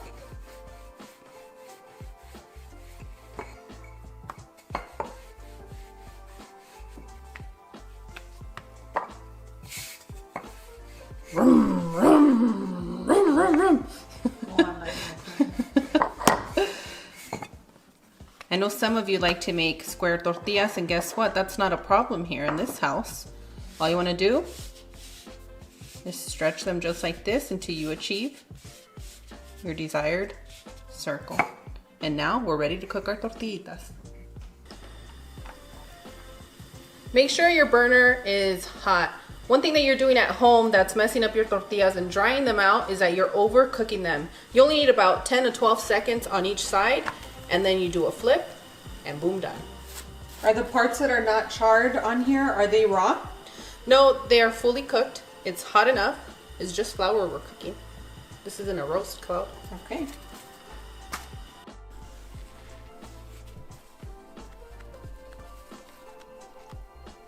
And boom, done, amigos. All right, amigos, we are just about done. I have my stick of butter. I'm gonna butter this tortilla up for you guys. And while I'm doing that, I'm gonna let you guys know that these tortillas pair great with anything pork. I found that that brings out the best flavor. Second would be chicken, seafood, and then beef. Because chile verde goes great with pork. It's just absolutely divine. It really is.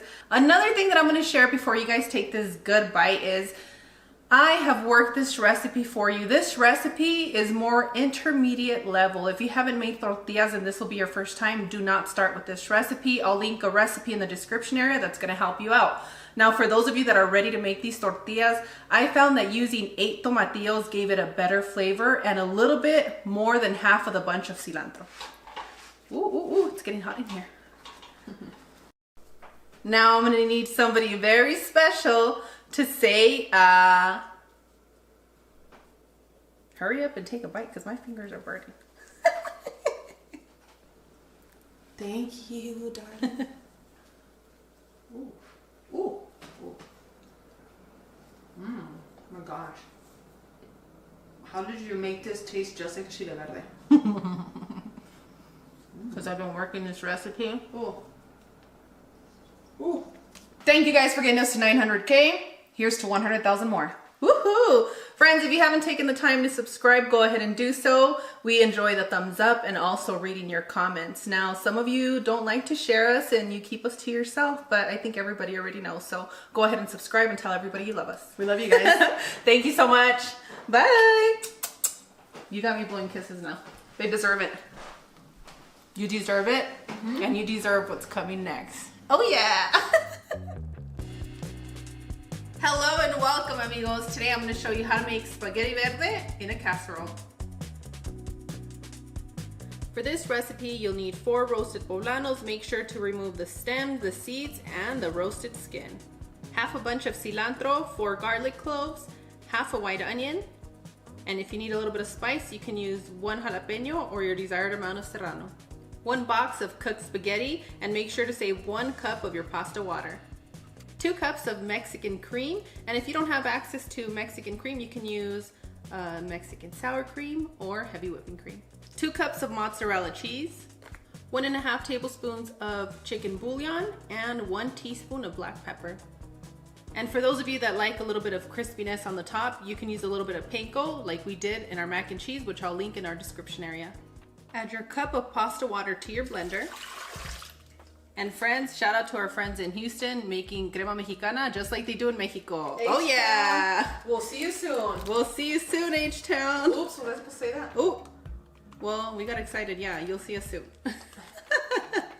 So go ahead and add all of your crema in here, and I'm just gonna squeeze it out of this bag, which you pretty much get everything in a bag in Mexico. Add your black pepper. Ooh, this crema is amazing. It's so good, right? It's super creamy. Chicken bouillon,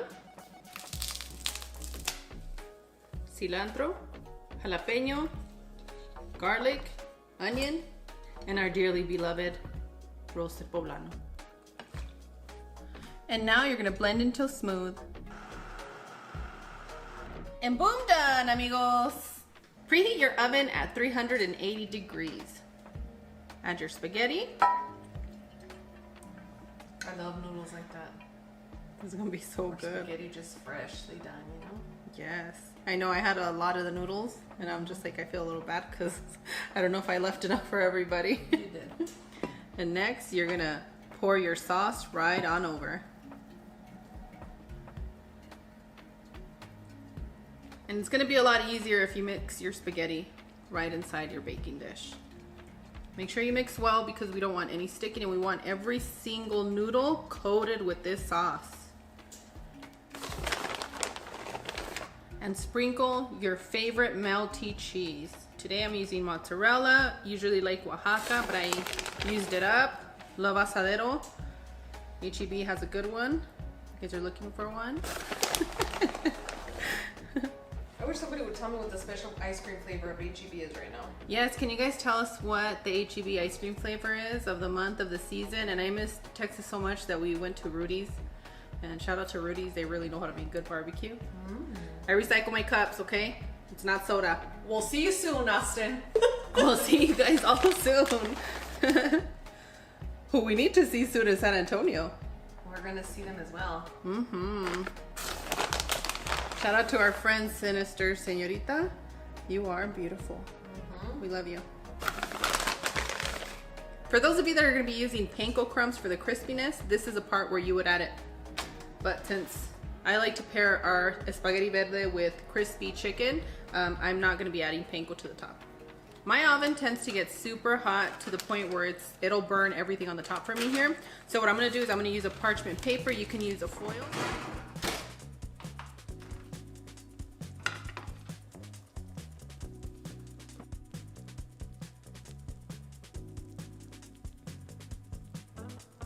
Allow your spaghetti verde to rest for a minimum of 10 minutes before serving. The longer the better. But for us, we're just hungry, so. I'm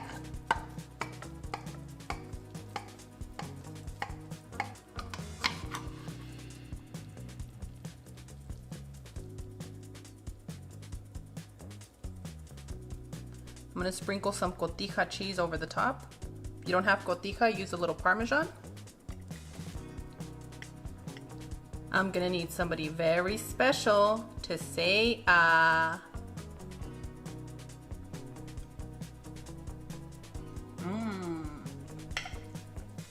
That is absolutely amazing.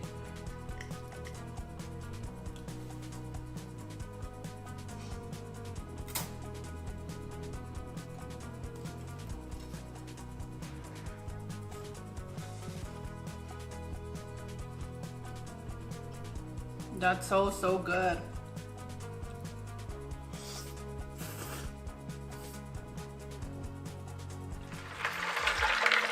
Hello and welcome, amigos. Today I'm going to show you how to make the sangria that Cloud and I have been talking about since we were in Texas. So whether you like to have an alcoholic beverage or a non-alcoholic beverage, not to worry, Cloud and I got you. For the sangria, you're going to need your favorite bottle of Pinot Noir, 1 bottle of raspberry lemonade, 1 orange, and 2 green apples.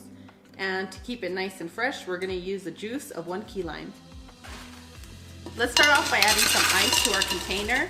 And next what you're going to do is you're going to decorate your container with your orange slices, and we're going to place them all around our container. Oh, those are some gorgeous oranges.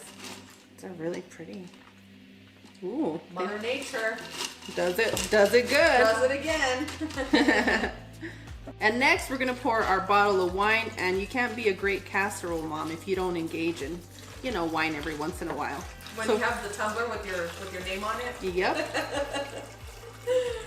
The tumbler that looks like a coffee cup. That's the one. Those PTA meetings sure are fun. You're sneaky, Cloud. Add some more ice.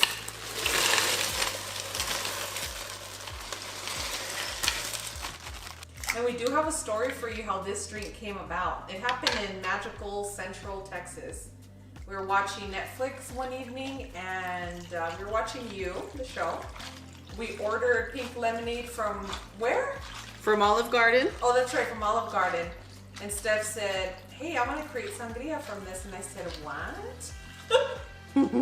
But I loved it so much. We wanted wine, and then we had ordered raspberry lemonade, and it just was a beautiful combination for us. Oh, that's right. That's the time when alcohol was being delivered in Texas. Well, yes. It still is, I guess. Yes, it is. Okay, so now I'm going to take a big handful of our apples. Tell us in the comments what drinks you've created when you're having fun with your girls. Or during quarantine. Or during quarantine. And a little bit of citrus. You can use key lime, lemon, or lime, and that's just going to help you preserve this drink. So if you have a celebration, a get together, boom, done. Place it in your refrigerator. You're all set.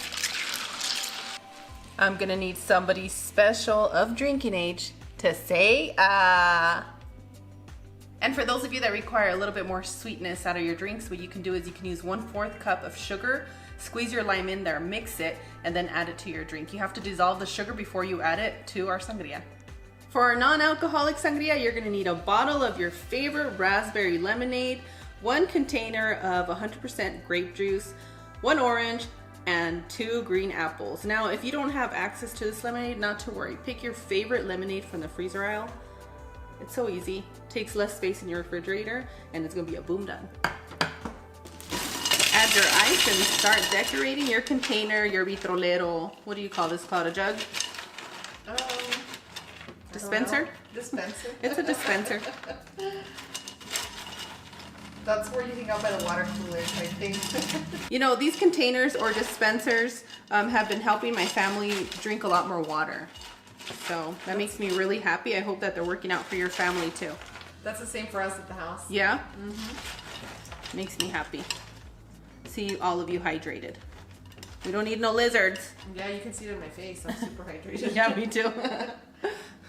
Your raspberry lemonade. This is such a nice treat for when the kids give their personal best in something to celebrate. Yes. Right? Shout out to all the Youth Club Juniors showing up to school even though everything is just beyond stressful. And you're still doing your best no matter what. And as far as your water, it's going to depend on your jug, really. So just go ahead and pour until it can't take no more. So right about there. Add your apples. You can leave it like this to show off, or you can give it a good little mix.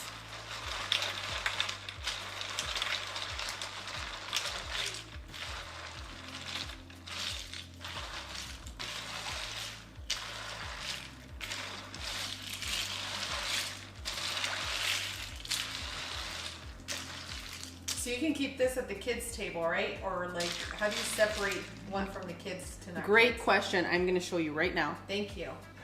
To differentiate your drinks, you can put a nice little bow up here with, I have a little mesh bag here, but just to give you an idea. You can put something like that. You can put a little toy up here. You can really decorate it however you want, just to signify that this drink is for the kids. I like that idea. Yeah, we have to be careful because the kids, they don't know.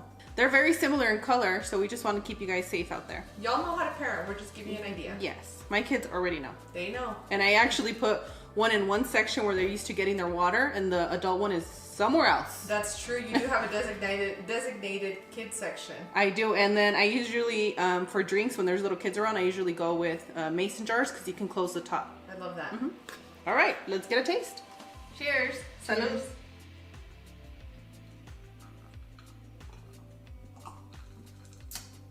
Yeah, this is that refreshing drink that you just want to chug. You know what it reminds me of? It's so light and delicious. It reminds me of ranch water, but very, very girly, right? I hope you guys enjoyed this combo that we have. Cloud and I, when we're hanging out together, this is a cocktail that we like to enjoy. So we hope that you guys enjoy it as much as we do. And remember, don't hurt anyone's feelings if you're drinking. Be nice to each other. And if you can't handle yourself, go in your room. Stay away. Take a nap. Hello and welcome, amigos. Today I'm going to show you how to make crispy, cheesy potato tacos with flour tortillas. And let me tell you, you're going to absolutely love this recipe because it's so easy to make. But first, we have to go over the ingredients. Hey, What were you doing with Taki so early? Yeah. I was wondering if I could have some. You know what the hardest thing for everybody to do is? Put tortillas with their hand. That too. For this recipe, you'll need 6 to 8 potatoes. Your choice of flour or corn tortillas. Today I'm going to be using our salsa verde flour tortillas, which I'll link in the description area. 2 green onions or 1 large Mexican green onion. Half a cup of sour cream. Half a tablespoon of salt and onion powder. And for frying, we're going to be using a combo of butter and oil. And for our topping, we're going to be using finely shredded cheddar cheese, iceberg lettuce, and your choice of hot sauce. And today I'm going to use guacamaya. It has a little bit of a sweeter taste to it, and it's not as spicy. The kids love this one. Peel your potatoes, chop them into big chunks. Bring your water to a boil. Add your potatoes and continue to cook for about 8 to 12 minutes or until they're soft.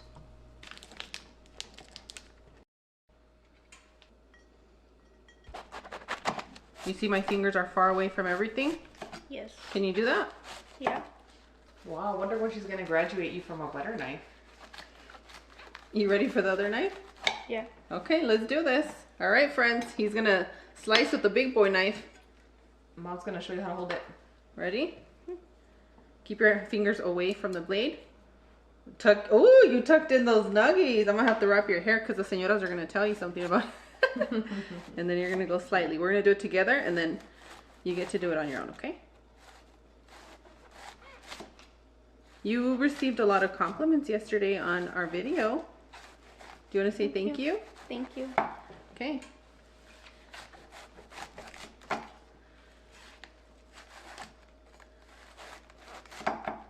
Whoa, you went big on that one. Tuck that pinky in, baby. Ah! Thank Nicole, you, helper. that is beautiful lettuce. That's how I used to cut lettuce when I was a kid. That's gorgeous, okay? Just finely chopped just like this. Thank you, baby. Where are you going? Give us a Stay sip. here, babe. You wanna stay here?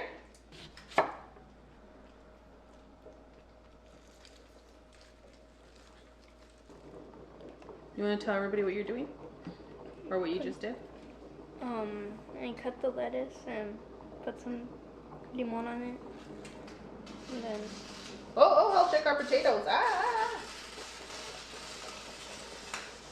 you have to put it in a bowl. And then what are we gonna do next? Put it in the fridge. That's right, keep it nice and crispy. How did he know? You like cooking, baby? Yeah. You remind me of your mom when she was little. She just knew. When you know, you know. For these onions, I like to peel that extra layer right here. But if you make a little slit with a knife or something sharp like your mom's nails that are nice and clean, you can just peel it off right there. Want to peel it off? Yeah.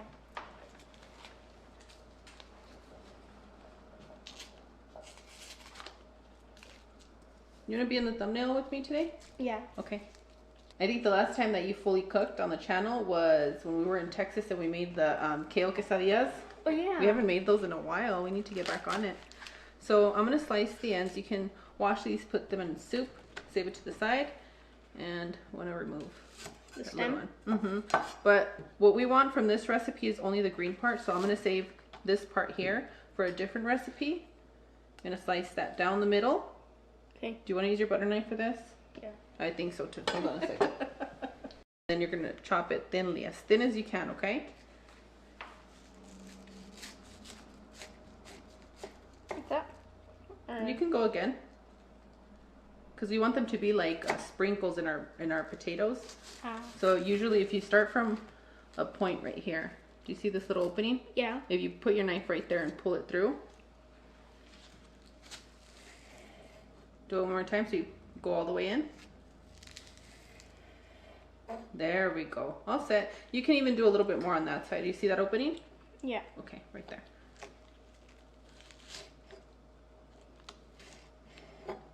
Wonderful. So what I like to do is I like to put them together just like this and then start slicing really, really thin. Those are chunks. Thinner. We're gonna need thinner. Let me show you how thin, okay? Okay. My ride's here. Your was nuts. Look at. I know that with the butter knife it's kind of difficult to do that, so try to get as thin as you can. Okay. Like that? Then? Or a little bit Beautiful. That'll work. Think of sprinkles. That put a smile on your face. We had a cortadillo yesterday, and that, what was it, raspberry cream on the top? Oh, Yeah. Was it good? Oh, it was so good. We're gonna have to make some. Oh, you're going really thick. Not to worry, babe. That's why your mama's here. While you're doing that, I'm gonna check if our potatoes are nice and soft, because that's our next little step, okay? Okay. Ooh, can use a few more minutes. And boom, done. I love it. I love it. You did such a good job. I'm gonna come in. I'm gonna chop it up finely because I need it super fine to fit in the potato. Come back. I'm gonna chop this super fine so that we can add it to the potatoes, and there's more sprinkly because this would be great for a salad. But Yeah. you didn't do anything wrong. This is perfect. But I need them a little bit smaller, and I know that that knife was not gonna give us that. Okay. Okay. But you did Did I an do yeah. It's a beautiful job. You have magic hands. Thank you. You do too. Thank you. You're so sweet. I came to the right house. A little love party. Woo. It's all that sweet tea I had when I was pregnant with you. That makes you super sweet. Yummy. You're welcome. Do you see when I'm like this? Yeah. Or how my hand goes? I'm not right here like this, right? Yeah.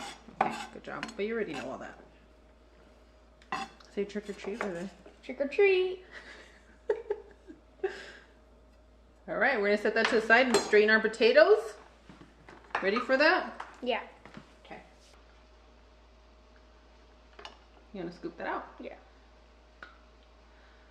Wonderful. Okay. Okay, now I'm gonna add 2 teaspoons of onion powder.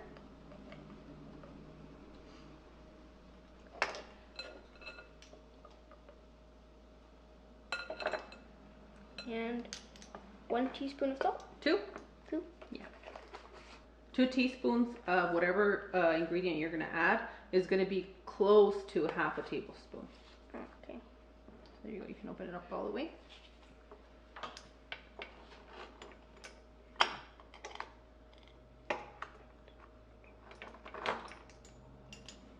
You need a little more than that. Everybody likes a good salt to their potato, you know? Yeah. French fries. When you don't have enough salt in your French fries, it's like, something's missing. Yeah. Okay, I'm gonna pour the potatoes in here. Be careful, please. All right, ready? I'm gonna give the initial mash so it's easier for you. You just wanna come in here and go, así, suavecito. Sorry. Ready? Ooh. You guys can use a cup at home. You don't have a potato masher. Once I get this good mash, we're gonna get a spoon and just give it a good mix, okay? Okay. So the only thing that everybody has to do is adjust to taste. You know what that means? Make it taste good. Yeah, make it taste good. So if you taste, once you combine all your ingredients and you taste it, and you feel like you can add a little bit more salt, a little bit more of this or that, you're more than welcome to. So go ahead and sprinkle in our onions while I get you a spoon.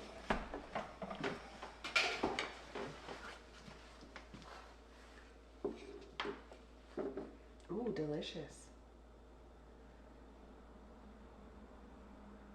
We're definitely relatives. We cook the same. Yeah, you do. We have the same rhythm, except he's a bit more focused. He's very, very gentle. Uh-huh. Oh, the best potatoes. And leave it to me. Leave it to me to use a small bowl, baby. We'll make it work. You ready for the mixing part? Yep. Okay. We're going to mix it, and if you see a lot more chunks or anything that needs to be mashed, we can go back with the masher and mash it, okay? Okay. They don't all have to be completely mashed potatoes, but just a good mash where you get a good bite. But Yeah. if our friends like it really soft, give it a really good mash like mashed potatoes. Oop.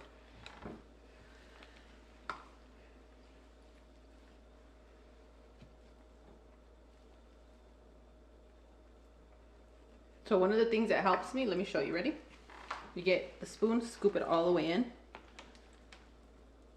And it's kind of hard. Mom didn't make it easy for you today. Sorry about that. Okay. Get the hard things done first, then you get the easy stuff. That's right. That's right. You are listening to Mommy. You know what the hardest thing for everybody to do is? Put tortillas with their hand. That too. That too. No, wake up in the mornings because you're all cozy and nestled in your bed. So let me make sure that you have enough to work with here. We're getting there. We're getting there. I promise you I'm going to get a bigger bowl. Bigger bowl. We can scoop some of those potatoes out and I'll eat them. Mm-hmm. I'll give you guys space. Okay, you're going to have to wait for the end when we need somebody very special to say ag. Okay. Do you want to try mash? Yeah.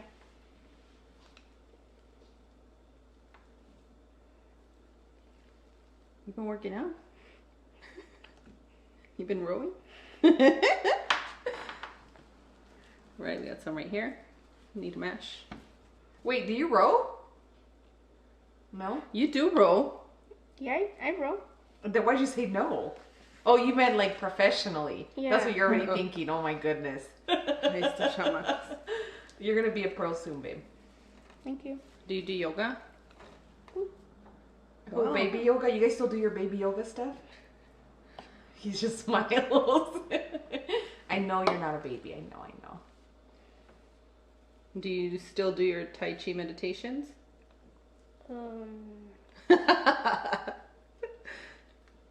I don't do that, but I meditate at night. Good job. Nice, sweetie. So you want me to help you with that? We are having way too Well, much Bayo fun. goes to another dimension. Let me give it another mash for us, okay? Okay. Oop, sorry. There you go. Enjoy that. Thank you. Why'd you leave? You can taste it on camera. I'm gonna make this bowl work. I don't want to wash another dish. It wasn't salted, baby? It wasn't salted? No, it's perfect. Oh, okay. I'm gonna test it right now, and I'll let you know. He said it was perfect. I'll let you The know if I best. need more salt. And if you don't want to continue on with the other steps, all you have to do is add some butter, get a bowl, and there's your dinner. Is that what you're gonna do? Uh-huh. We're just getting a little messy. Make sure you pick a bigger bowl. I was trying to give you guys a good view, but you know, you gotta do what you keep can. getting a small bowl and dropping all of those bits of potatoes. It tastes like a little bit of onion dip, doesn't it, Rene? Yeah. Like potato chips and onion dip. Ooh. Well, you know what? I love sour cream and onion anything, and Usually I just mix it with a little bit of sour cream or crema and season it, but today I wanted to do something special. And for those of you at home, if you have a little bit of bacon bits, you can add that here, a little bit of choricito. Oh. What else would you add in here, bebe? I think I know, but... Cheese. Yep, we have cheese going on. I thought you were going to say corn again. Oh, corn, yes. You can add a little bit of corn. And if you have a sister that doesn't like to eat her carrots, go ahead and sneak in some carrots.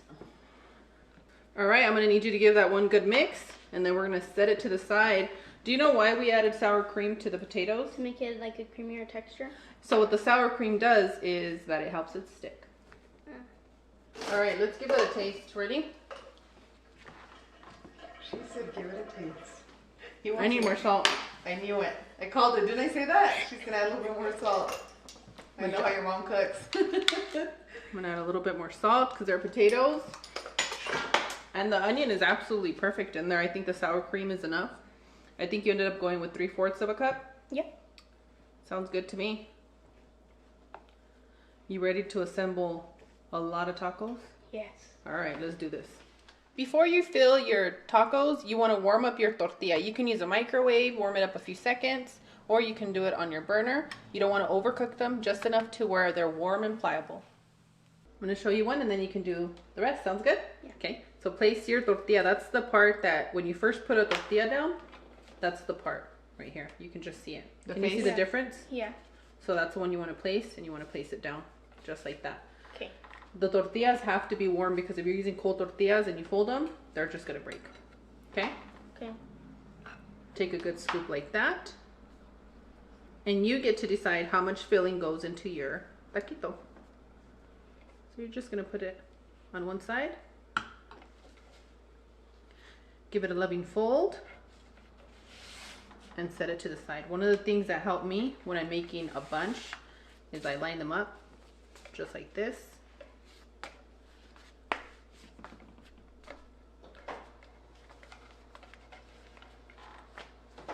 Oh, let me get the cheese out for you, sweetie. Oh, the cheese goes on at the end. Oh, wow. Unless you can put cheese inside and warm it up, super gooey cheesy, but I'm more into like a crispy, put that fresh cheese on there and the fresh lettuce, Taco Bell-ish, you know? My worst nightmare. Oh, you're getting new techniques. I like this. Let me come on this side. Let me help you. Thank you.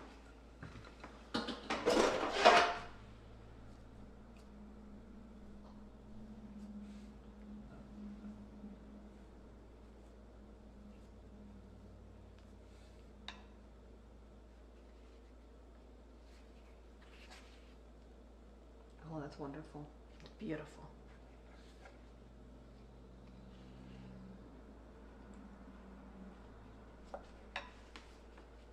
Thank you. Well, I didn't think I could be impressed today.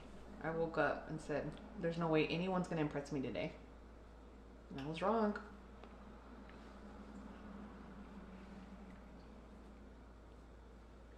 Do you like cooking? Yeah. Is it your favorite? Yes. Cooking or building? Oh, that was hard. Both? You can do both. Yeah, both. Okay, and then if you line these up just like that, makes it a lot easier for us when we have to cook them, okay? Okay. We're gonna continue to fill these tortillas in, and my mom will meet us at the stove. Okay, baby, good job. I'm gonna trust you with all of these, okay? Okay.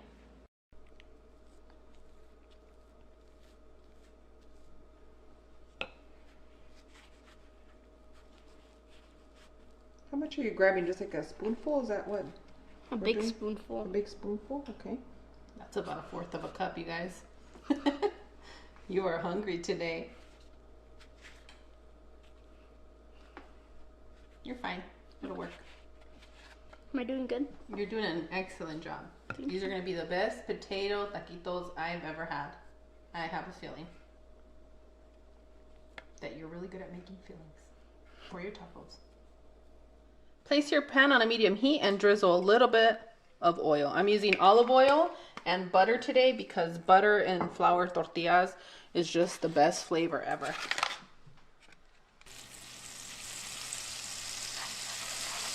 And I'm starting off with just a little bit of our oil butter blend, because as you start with your batches, your tortilla is going to absorb all of that, so you want to start a little at a time.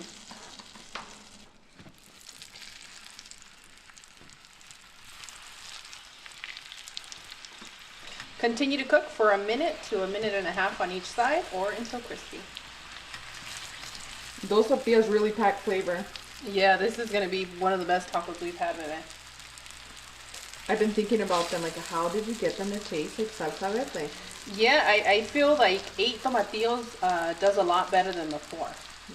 But you know how when you're like, oh, I'm missing a tomatillo, I don't want anybody to feel like I can't make them. But if you want a really good flavor, yeah, and if you roast that poblano pepper, ooh, and for those that want pique, just a serrano or a jalapeno will do the trick. And we're linking the recipe in the description box. Oh yeah, it's a little work, but it's so worth it. We're gonna give this one more flip so you can see the color that you want, so that they can come out crispy for you. These are about done. Took me about 2-3 minutes to get this done, and I'm gonna set these to the side. Ooh, there we go. While I continue to make the remaining tacos, but before you do that, when your pan gets to this part, use a paper towel, clean it up, or else you're gonna end up causing a horrendous taco burn and a stinky house, and I don't want you guys to get in trouble.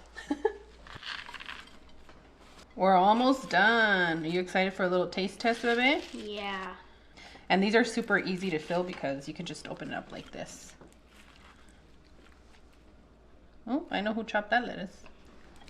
It's beautiful. Those are emo. And we love sour cream, so we are gonna go with a little bit extra. Ooh.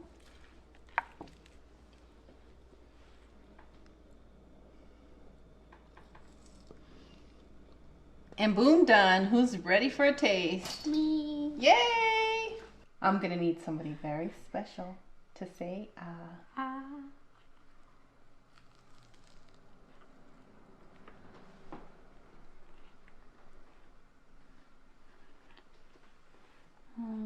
Are you gonna be able to eat all these tacos? I put extra lettuce here for you because apparently you're obsessed with lettuce. There you go, bebe. You liked your creation? It's yours. No. You made the tacos. They're your creation. Buen provecho, bebé. These are the best tacos I've ever had in my entire life. Oh, really? Because he made them. Enjoy, bebecito. How many are you going to eat? 5, 4, 3, 2? 5. 5? Okay. I better get started on making you another one. Hello and welcome. Amigos, today I'm going to be showing you how to make birria tatemada in your oven. I know a lot of you don't have access to a grill.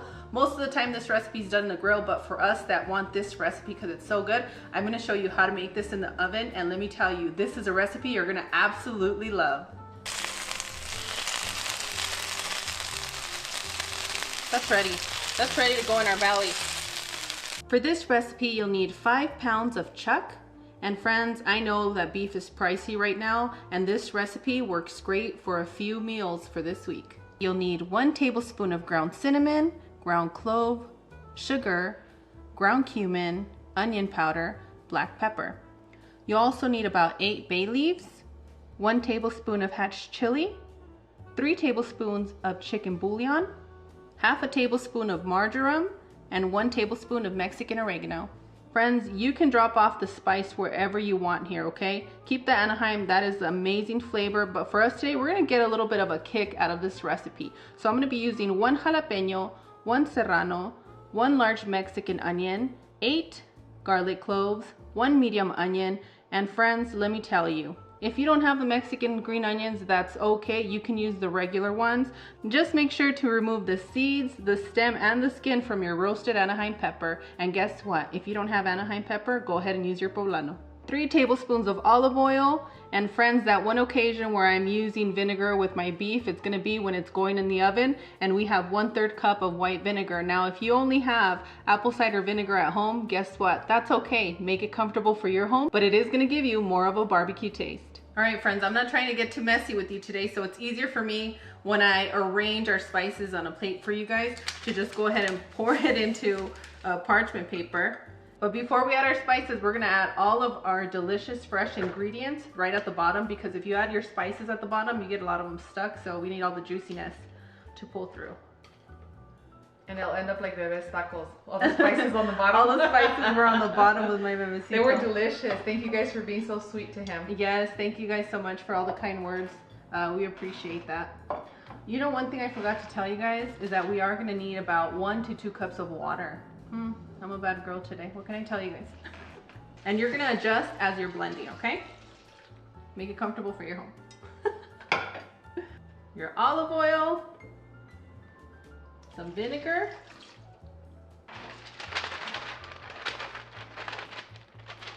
and now your spices. Woo! That's gonna be a delicious party in there. It smells amazing. Yeah, it does. And keep your parchment paper like you do the plastic to your tortilla press. But don't push it. If you guys get all nasty with it, toss it. And now we're gonna blend until smooth. And boom, done. Woo. And now it's time to pour our blend right into an amazing baking dish. This is baking dish that I have here. I've had it for years. And sometimes I can get the little crusties off, sometimes I can't, but I'm not too stressed out about it. I know it's clean. Make sure we get it at the bottom. Pour it over. That's the fridge. That's not me. The fridge is making ice. Thank goodness. My punky chews on ice like if it's chewing gum, so. I like to chew on ice as well. Let us know if you're an ice chewer down below. That reminds me of when you were pregnant. Down below. All you did was chew ice. Yep. All right, amigos, once you add your blend, you have a few choices. If your family needs to eat within a few hours, guess what? This recipe is so delicious that it'll work, but it does work best when you guys marinate it 1 to 2 days. And since we added vinegar to our blend, you guys are gonna be good to go. So what I'm gonna do is I'm gonna marinate this for 1 whole day, that is 24 hours. So I'll see you guys when it's time to place this in the oven. Will you be wearing the same thing in 24 hours? No. No. Expect a wardrobe change, these Yes, you know what happens. In order to get you the best recipes and to make it fun for you guys, sometimes it does take 2 days. So I'm going to show you how much better it tastes and how much softer and tender your beef is going to be if you allow this to marinate at least overnight. I know some of you have a lot of snacks in the refrigerator and leftovers and condiments, mostly condiments. The other thing you can do is you don't have to place your whole baking sheet into the oven. You can place it into your Ziploc bag and then boom, done. And any leftover marinade that you have, you can marinate some chicken with this, and so good.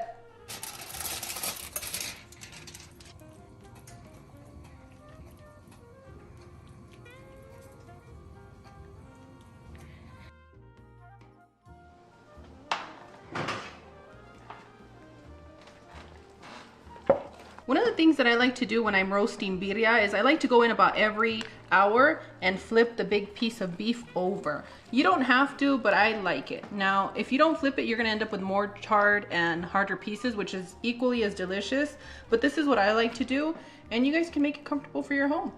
And when I flip the beef, I like to pour a little bit of the sauce over as well. Oh, it's so fragrant in here. It smells so good. It really does. It really gets your tummy growling because you just want to eat it now. All right, I'm gonna start shredding our beef, but before I do that, let me show you what our tofu looks like. This is what your tofu will look like. You don't have to flip your tofu, you just keep it in that same way. I use soft tofu, but it'll work with medium or firm tofu. And all you wanna do is just spread a little bit of the sauce. And we're gonna be slicing both. I have a little guy that prefers more of green eating, so that's why I made this.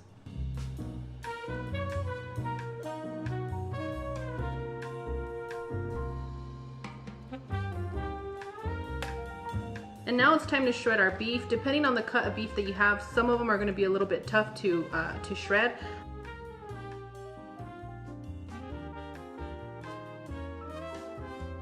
I'm going to dip it into the sauce for you, and I'm going to need somebody very special to say and her name is my beautiful sister Cloud. Thank you so much. And for your tofu, you just want to do a thin slice, just like that. that beautiful? You see that? Those layers of colors? And delicious. Yeah. So if you're fully vegan, all you have to do for this one is change the chicken bouillon to a veggie bouillon. Or you can use salt. The spices are absolutely wonderful. I'm gonna need a super veggie friend to say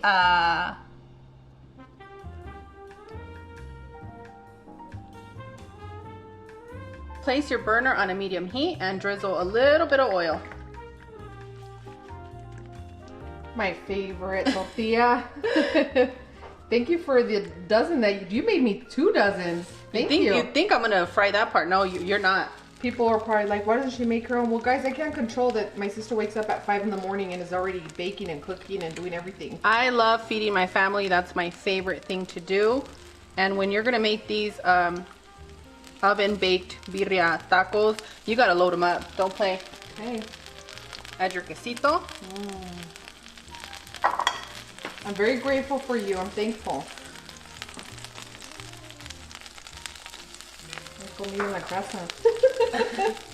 And now we're just gonna fold it up right here, just like that. How we like it. Así bien rico. Van a comer rico ahora. Something about Colorado that just makes you want to be eating green on green. Green. All we see is green and we love it.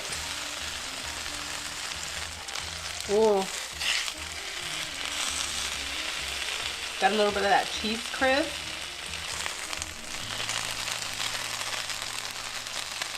That's ready. That's ready to go in our belly.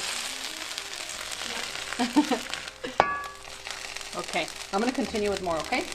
He's selective with his proteins, but he loves cheese. Kids. So He cute. really does. They make it super easy for parents, right? Yep, they never lie. Well, most of them don't.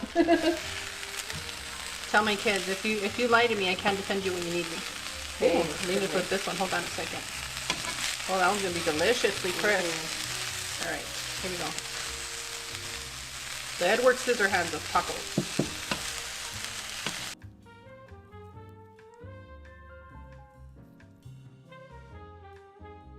And now we're ready for a taste test. All right, boys, give it a go. Yeah. Hold on, I'm gonna put a lime on mine. Bebe, you're having the tofu one, right? Yeah, Bebe's having the tofu and Viola's having the beefy one. I already know Bebe likes it because he closed his eyes when he was eating. It's good. Might be the best cheesiest taco I've ever tasted this year. Really? Okay. This month. I'm gonna have to make He said more. this month. He corrected himself. I don't know, because there's gonna be a lot of good tacos coming this way. That's right. Let's These are talk the about the best month. tacos I've ever had. I know on the last one I said it was potato tacos, but it's But you not. stand corrected, babe. Stand Now it's corrected. the tofu ones. Okay, it just keeps getting better and better. Thank you for your feedback. But your tacos, your potato tacos were bomb, baby. They were so good. Thank you. You did a great job on those. You did, honey. And your mamita did an awesome job here. Woo! I already had one off screen, guys. It was delicious. I need a napkin. You need a napkin, sweetie? Hold Go on, ahead and get one. Oh, Can you guys, is it spicy for you? no. No. No? Okay, you like the spices in there? And to top it off, we have some juice that our mom made. Juice? You wish. It's The way he agua looks at fresca.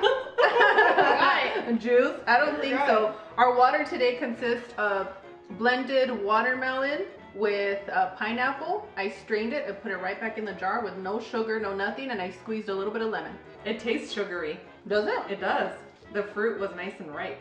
I wanted to make this recipe easy for those of you that don't have the time to make the birria chili oil, so we incorporated all those seasonings and we even added vinegar to our recipe. And let me tell you, friends, don't sleep on it.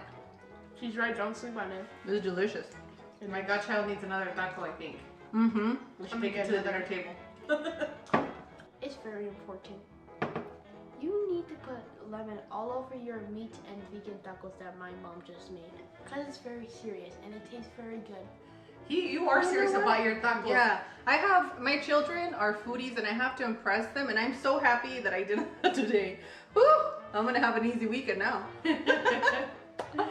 Wow. Oh, thank you. Ooh, Thank you. okay. Cheers, fellas. Cheers. Cheers. Cheers. Wait, Cheers. some of that. I I don't know. I wanna might say have to eat more. You want to see something? What's up, babe? Guys, if you don't subscribe to my mom's channel, it'll make me very sad. What? I know you're out of control. You guys, thank you. If you guys haven't subscribed, take the time to subscribe. I can't with you, kid. He's goofing around. Tell them that you're kidding because they're gonna think you're really crazy. Darn it. I just want you to hit 1 mil. That's it. I'm working on it. I'm making these impressive tacos for you so that we can get you guys. We're doing our best, but crying's not gonna get us there. No, hard work, dedication, and consistency is gonna get us there. Okay. And rest. Okay. We need rest as Yep. well. So you gotta let. Infused Mom- Club, today we're gonna make you 2 infused agua frescas, and all you need is a few ingredients, and you probably have them at home, and if you don't, it's gonna be within your budget. Now Steph's gonna go over all the ingredients. Let's start off by prepping our cucumbers. You can leave the skin on or off. It's going to be up to you. And this is just a habit for me to rub the ends. And I believe, I could be wrong, that it helps with the bitterness. But someone said it just depends on how your cucumbers are cultivated. If there's a lot of water, then they're a lot fresher and less bitter. Well, that's part of our culture, so who are you to end it now? You keep rubbing them. You can use a mandolin or a knife to cut your rounds. It's going to be up to you. Don't make them too thick because you want them to stick to the outside of the container. If you're using a mandolin, be careful with your nuggies. And in order to infuse your water properly, you're going to need 1 cucumber per container. You're also going to need a lemon. If you're going to be keeping this water for 2 days, use lemon. If you're going to keep it for the same day, I would say just squeeze a little lemon instead of slicing your lime like you are, because it tends to turn your water bitter because of the skin. All you're going to need is about half a lemon per container. But of course, for those of you that want to decorate it a little bit prettier, you might need to. And we're going to do the same with our ginger. I know some of you don't have access to fresh ginger, and guess what? That's okay. Just use a sprinkle of powdered ginger, not too much because it can get stuck in your throat. So just use a little sprinkle. A pinch. It's a sprinkle like this, Cloud. Look at my hand like this. Oh, that's too much for me.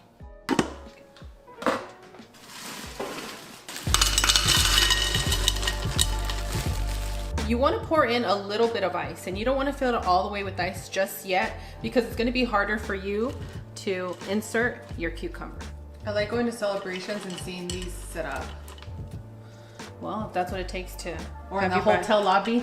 Oh, the hotel lobby, yes. The nice hotels. It really does make you feel like you're having a spa day or Hotel, motel, holiday inn. I'm not talking about those kind. no. I don't know. You guys can get creative after you see this.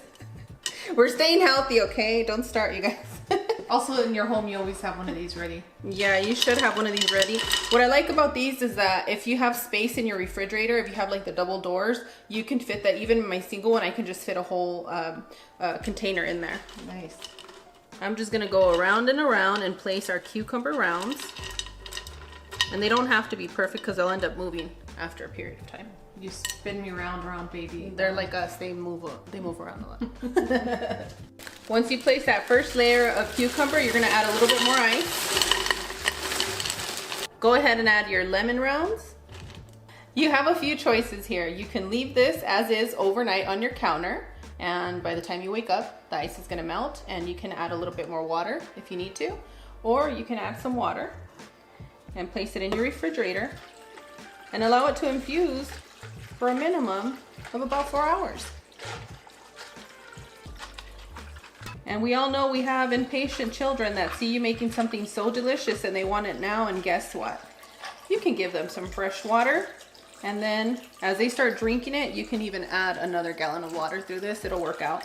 This is all to infuse our water and get you guys to stop drinking soda. And what I mean by that is me. I'm trying, but Texas did me good. These tacos are good. And boom, this one is done, friends. You should be drinking this pretty much every single day. If you don't want to use lemon because they get pricey, you can just make this with cucumber. And let me tell you, your kids are going to be drinking water. Remember what I said, they need to be drinking about 8 ounces of water when they first wake up, and this is a perfect water for them to drink. Hola amigos, it's your Tia Cloud. If you want to know where we get this container to put our agua frescas, let me know in the comments. I'm going to link it for you in the description area anyway. But if you need help finding ingredients or any products, just let me know. You'll see me down in the comment section as Cloud Views. Hope you guys have a beautiful day. Bye. And the same thing with our next container. We're just going to place the rounds of the cucumber. I always think the cucumber looks best at the bottom. But I'm excited to see what you guys are doing at home. So make sure to tag us on our social media, TikTok, Instagram. We're really never on Twitter and hardly ever on Facebook. Adding a little bit of ice is gonna allow for whatever ingredient you're using to stay put. And next, you wanna pick your favorite frozen fruit to add to your water. Today, I'm gonna be using a mixed berry frozen fruit pack. And this has mango, I believe it has strawberries, blueberries, and it's just perfect for this. And this is a part where you just want to sprinkle in your lemons, and that's just to preserve this a little bit longer. If you're going to be having it the same day, you don't have to. You can just add like 2 wedges, but if you're going to preserve this for about 2 days, you can do that. So if you're going to preserve this for 2 days, go ahead and add some lemon or lime in here. Remember what I said about the lime, it can turn bitter, so you might be better off squeezing the juice in here instead of placing them in rounds. So go ahead and add your water. And already you want to drink this when it's pink. So pretty. There's ice back there, so it's pouring. Whoa, whoa, whoa, whoa. So when the ice gets stuck back there, be careful because it does give you a heavy pour unless there's something stuck behind there. Now I'm going to need somebody very special to say, and friends, make sure to save your cucumbers from your infused water. Put them in a little container, put it in the refrigerator. I'm gonna have a recipe for you guys that my kids absolutely love. And I'm trying to keep you guys healthy. You asked me for more healthier recipes, and that's exactly what I'm providing for you. So stay hydrated, and cheers. Yeah, that's good. I can already taste the ginger, and we just made that. Goodbye. Hello and welcome amigos. Today I'm going to show you how to make a delicious and healthy soup, whether you're feeling sick, you've had surgery, or if it's cold outside. And it snowed for us today, so I'm excited to make this soup. Amigos, what I have here are garbanzos verdes. These are green garbanzos. They are fresh, and you can find these at your local Mexican market. Usually international markets might have it too. And all you want to do is you want to crack the little shell open, remove the fresh green garbanzo, and I want you to give that a good taste if you've never had them before. They're absolutely fresh and add such a unique flavor to your broth. Cloud, you want to try that? Sure. Ooh, I have a big one for you guys because other ones are a little bit smaller, but they look just like that. It's like biting into a green bean almost. A fresh green bean. But better. It's not as sharp. It's very, very light, and it's not as strong as the garbanzos you get in a can or the ones that are dehydrated. So what you want to do is you want to remove the shell and just start taking the garbanzos out. And this is a fun part for the kids to do. So since I have little ones watching, they're gonna get to work. Let's start by bringing 20 cups of water to a boil. Once your water comes to a boil, you're gonna add 10 pounds of beef bone. Based on the way that my beef bone was sliced, I can see that I need to add a little bit more water. So what I'm gonna do is I'm gonna add 4 more cups of hot water. Continue to boil on a high heat for about 15 to 20 minutes, and that's gonna bring all the impurities that we're gonna be skimming shortly. When you see the impurities have rose to the top, you're gonna go ahead and skim them out. If you guys need a good skimmer, Cloud will link it in the description area for you. And what I like to do is I like to skim all the impurities first, and then I put the lid on it, allow it to boil for 10 more minutes, and any remaining impurities will always rise right to the top. We want a nice, clean, beautiful broth just like you. Once you've removed your impurities, you're gonna add 3 tablespoons of salt. You're also gonna add 1 tablespoon of Mexican oregano. Why? Because I love the healing properties of Mexican oregano. Go ahead and add 1 whole onion and 1 garlic bulb. Place your burner on a medium heat, cover your pot, and continue to cook for another 2 hours. After about 2 hours, you're gonna notice that your bones are fall apart delicious, okay? So we're gonna remove everything. For those of you that wanna keep some of the fattiness in the meat, you can put it in the soup, but what I'm gonna do is I'm gonna remove everything. And it's really gonna be up to you because when you're sick, only you know yourself, right? And for me, I don't wanna chew too much. I want things that are soft and light, delicious, brothy. Once you remove the bones and all the excess from your soup, you're gonna go ahead and add your potatoes, and you can go with about 6 or 8. It's really gonna be up to you. I know some of the kids just prefer the papa in the soup, so if you need to add 10, go ahead and do that. And next, we're gonna add our 2 cups of garbanzos. Place the lid over your pot and continue to boil on a medium heat for another 25 minutes.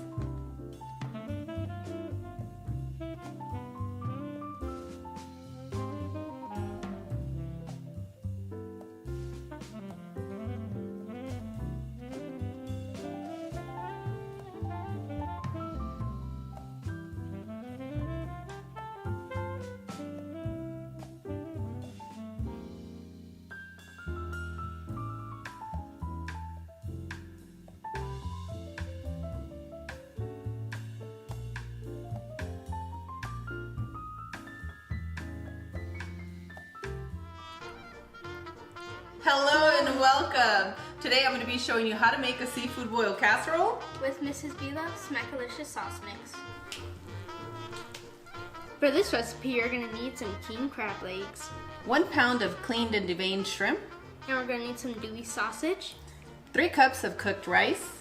And we're going to need some sliced and cooked mini potatoes. 2 to 3 cups of your favorite melty cheese. 1 to 2 bags of corn. 1 pouch of your favorite B Love's Smackalicious sauce. For your Smackalicious sauce mix, you're gonna need 2 sticks of butter, half a thinly sliced onion, 1 minced garlic bulb, half a cup of pickled ginger, and 1 cup of chicken broth. 1 tablespoon of vinegar. Set your pan on a medium heat and add your butter. Add your onions. Add your garlic. Add your pickled ginger. Add your vinegar. Your chicken broth. Smells good. Smells good. Add in your Smackalicious sauce. Place your burner on a medium-low heat. Combine all your ingredients and continue to cook until your veggies are translucent. While our sauce is cooking, we're going to get started by cracking our crab legs.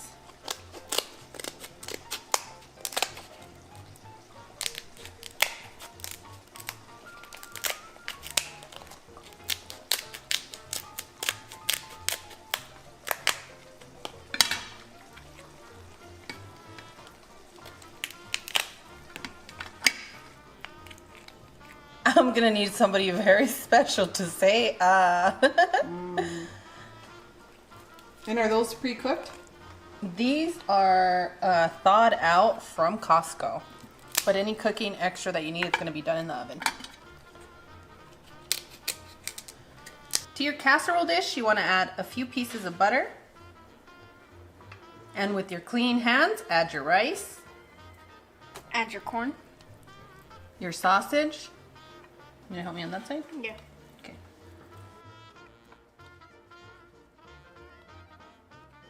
Add your potatoes.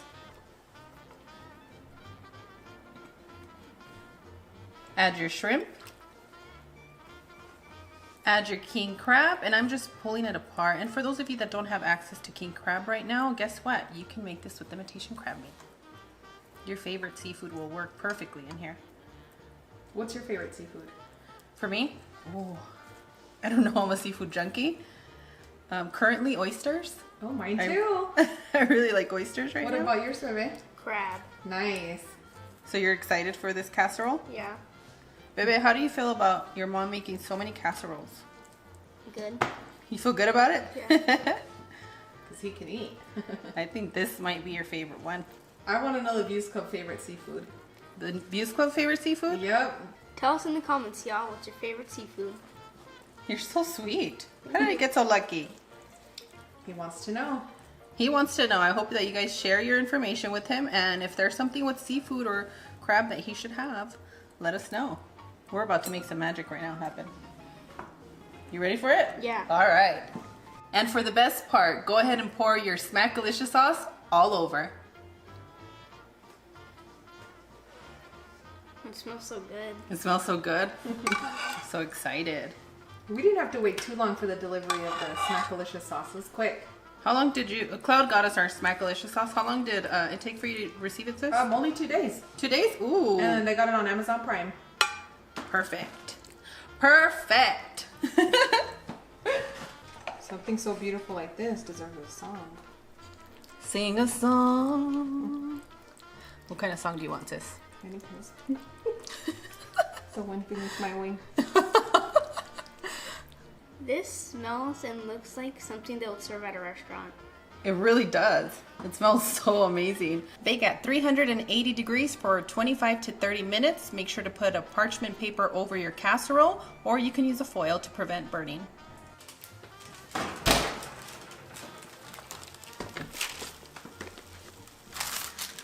Ta-da! And boom, done, amigos.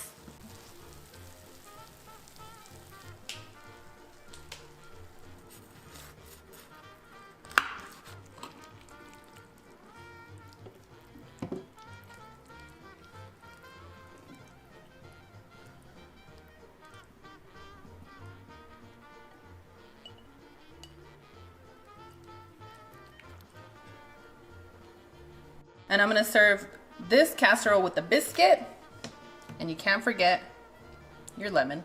All right, baby, you ready for a taste? Yeah. I'm gonna need somebody very special to say, you want it first?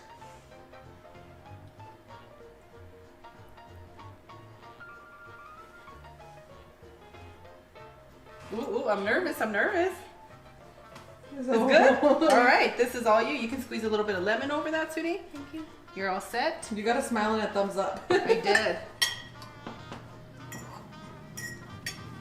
Buen provecho. Thank you. You're welcome. It's hot. It's really hot, baby. Careful. I'm gonna pull through this cheese fest.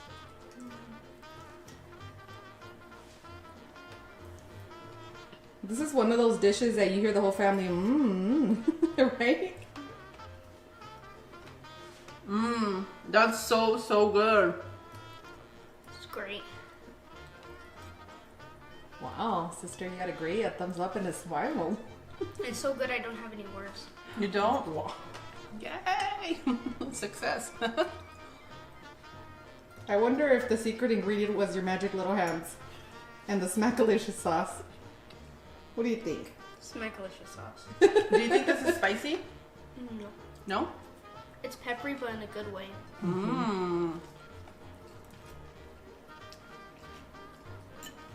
Yeah, it's one of those dishes you can't really talk. It's so good.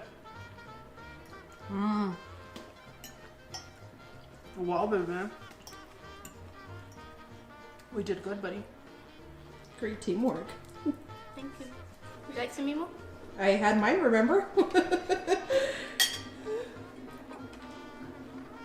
She's still working on it. I had a generous serving.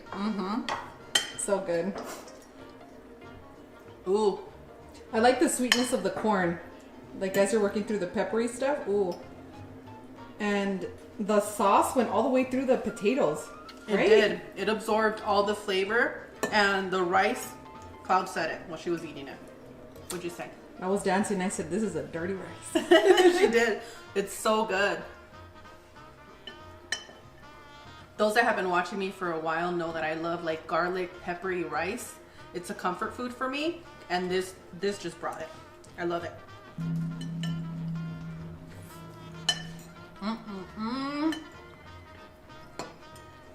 We hit the danger zone right now. Nobody Yeah. wants to talk. I can't. Guys. Look away, look away. How are you doing over there? Good. Babe, what's your favorite part? I'm curious. The rice. Because it has all the sauce and all the juices. Yeah. We know why, because it's mixed with your corn. Yeah.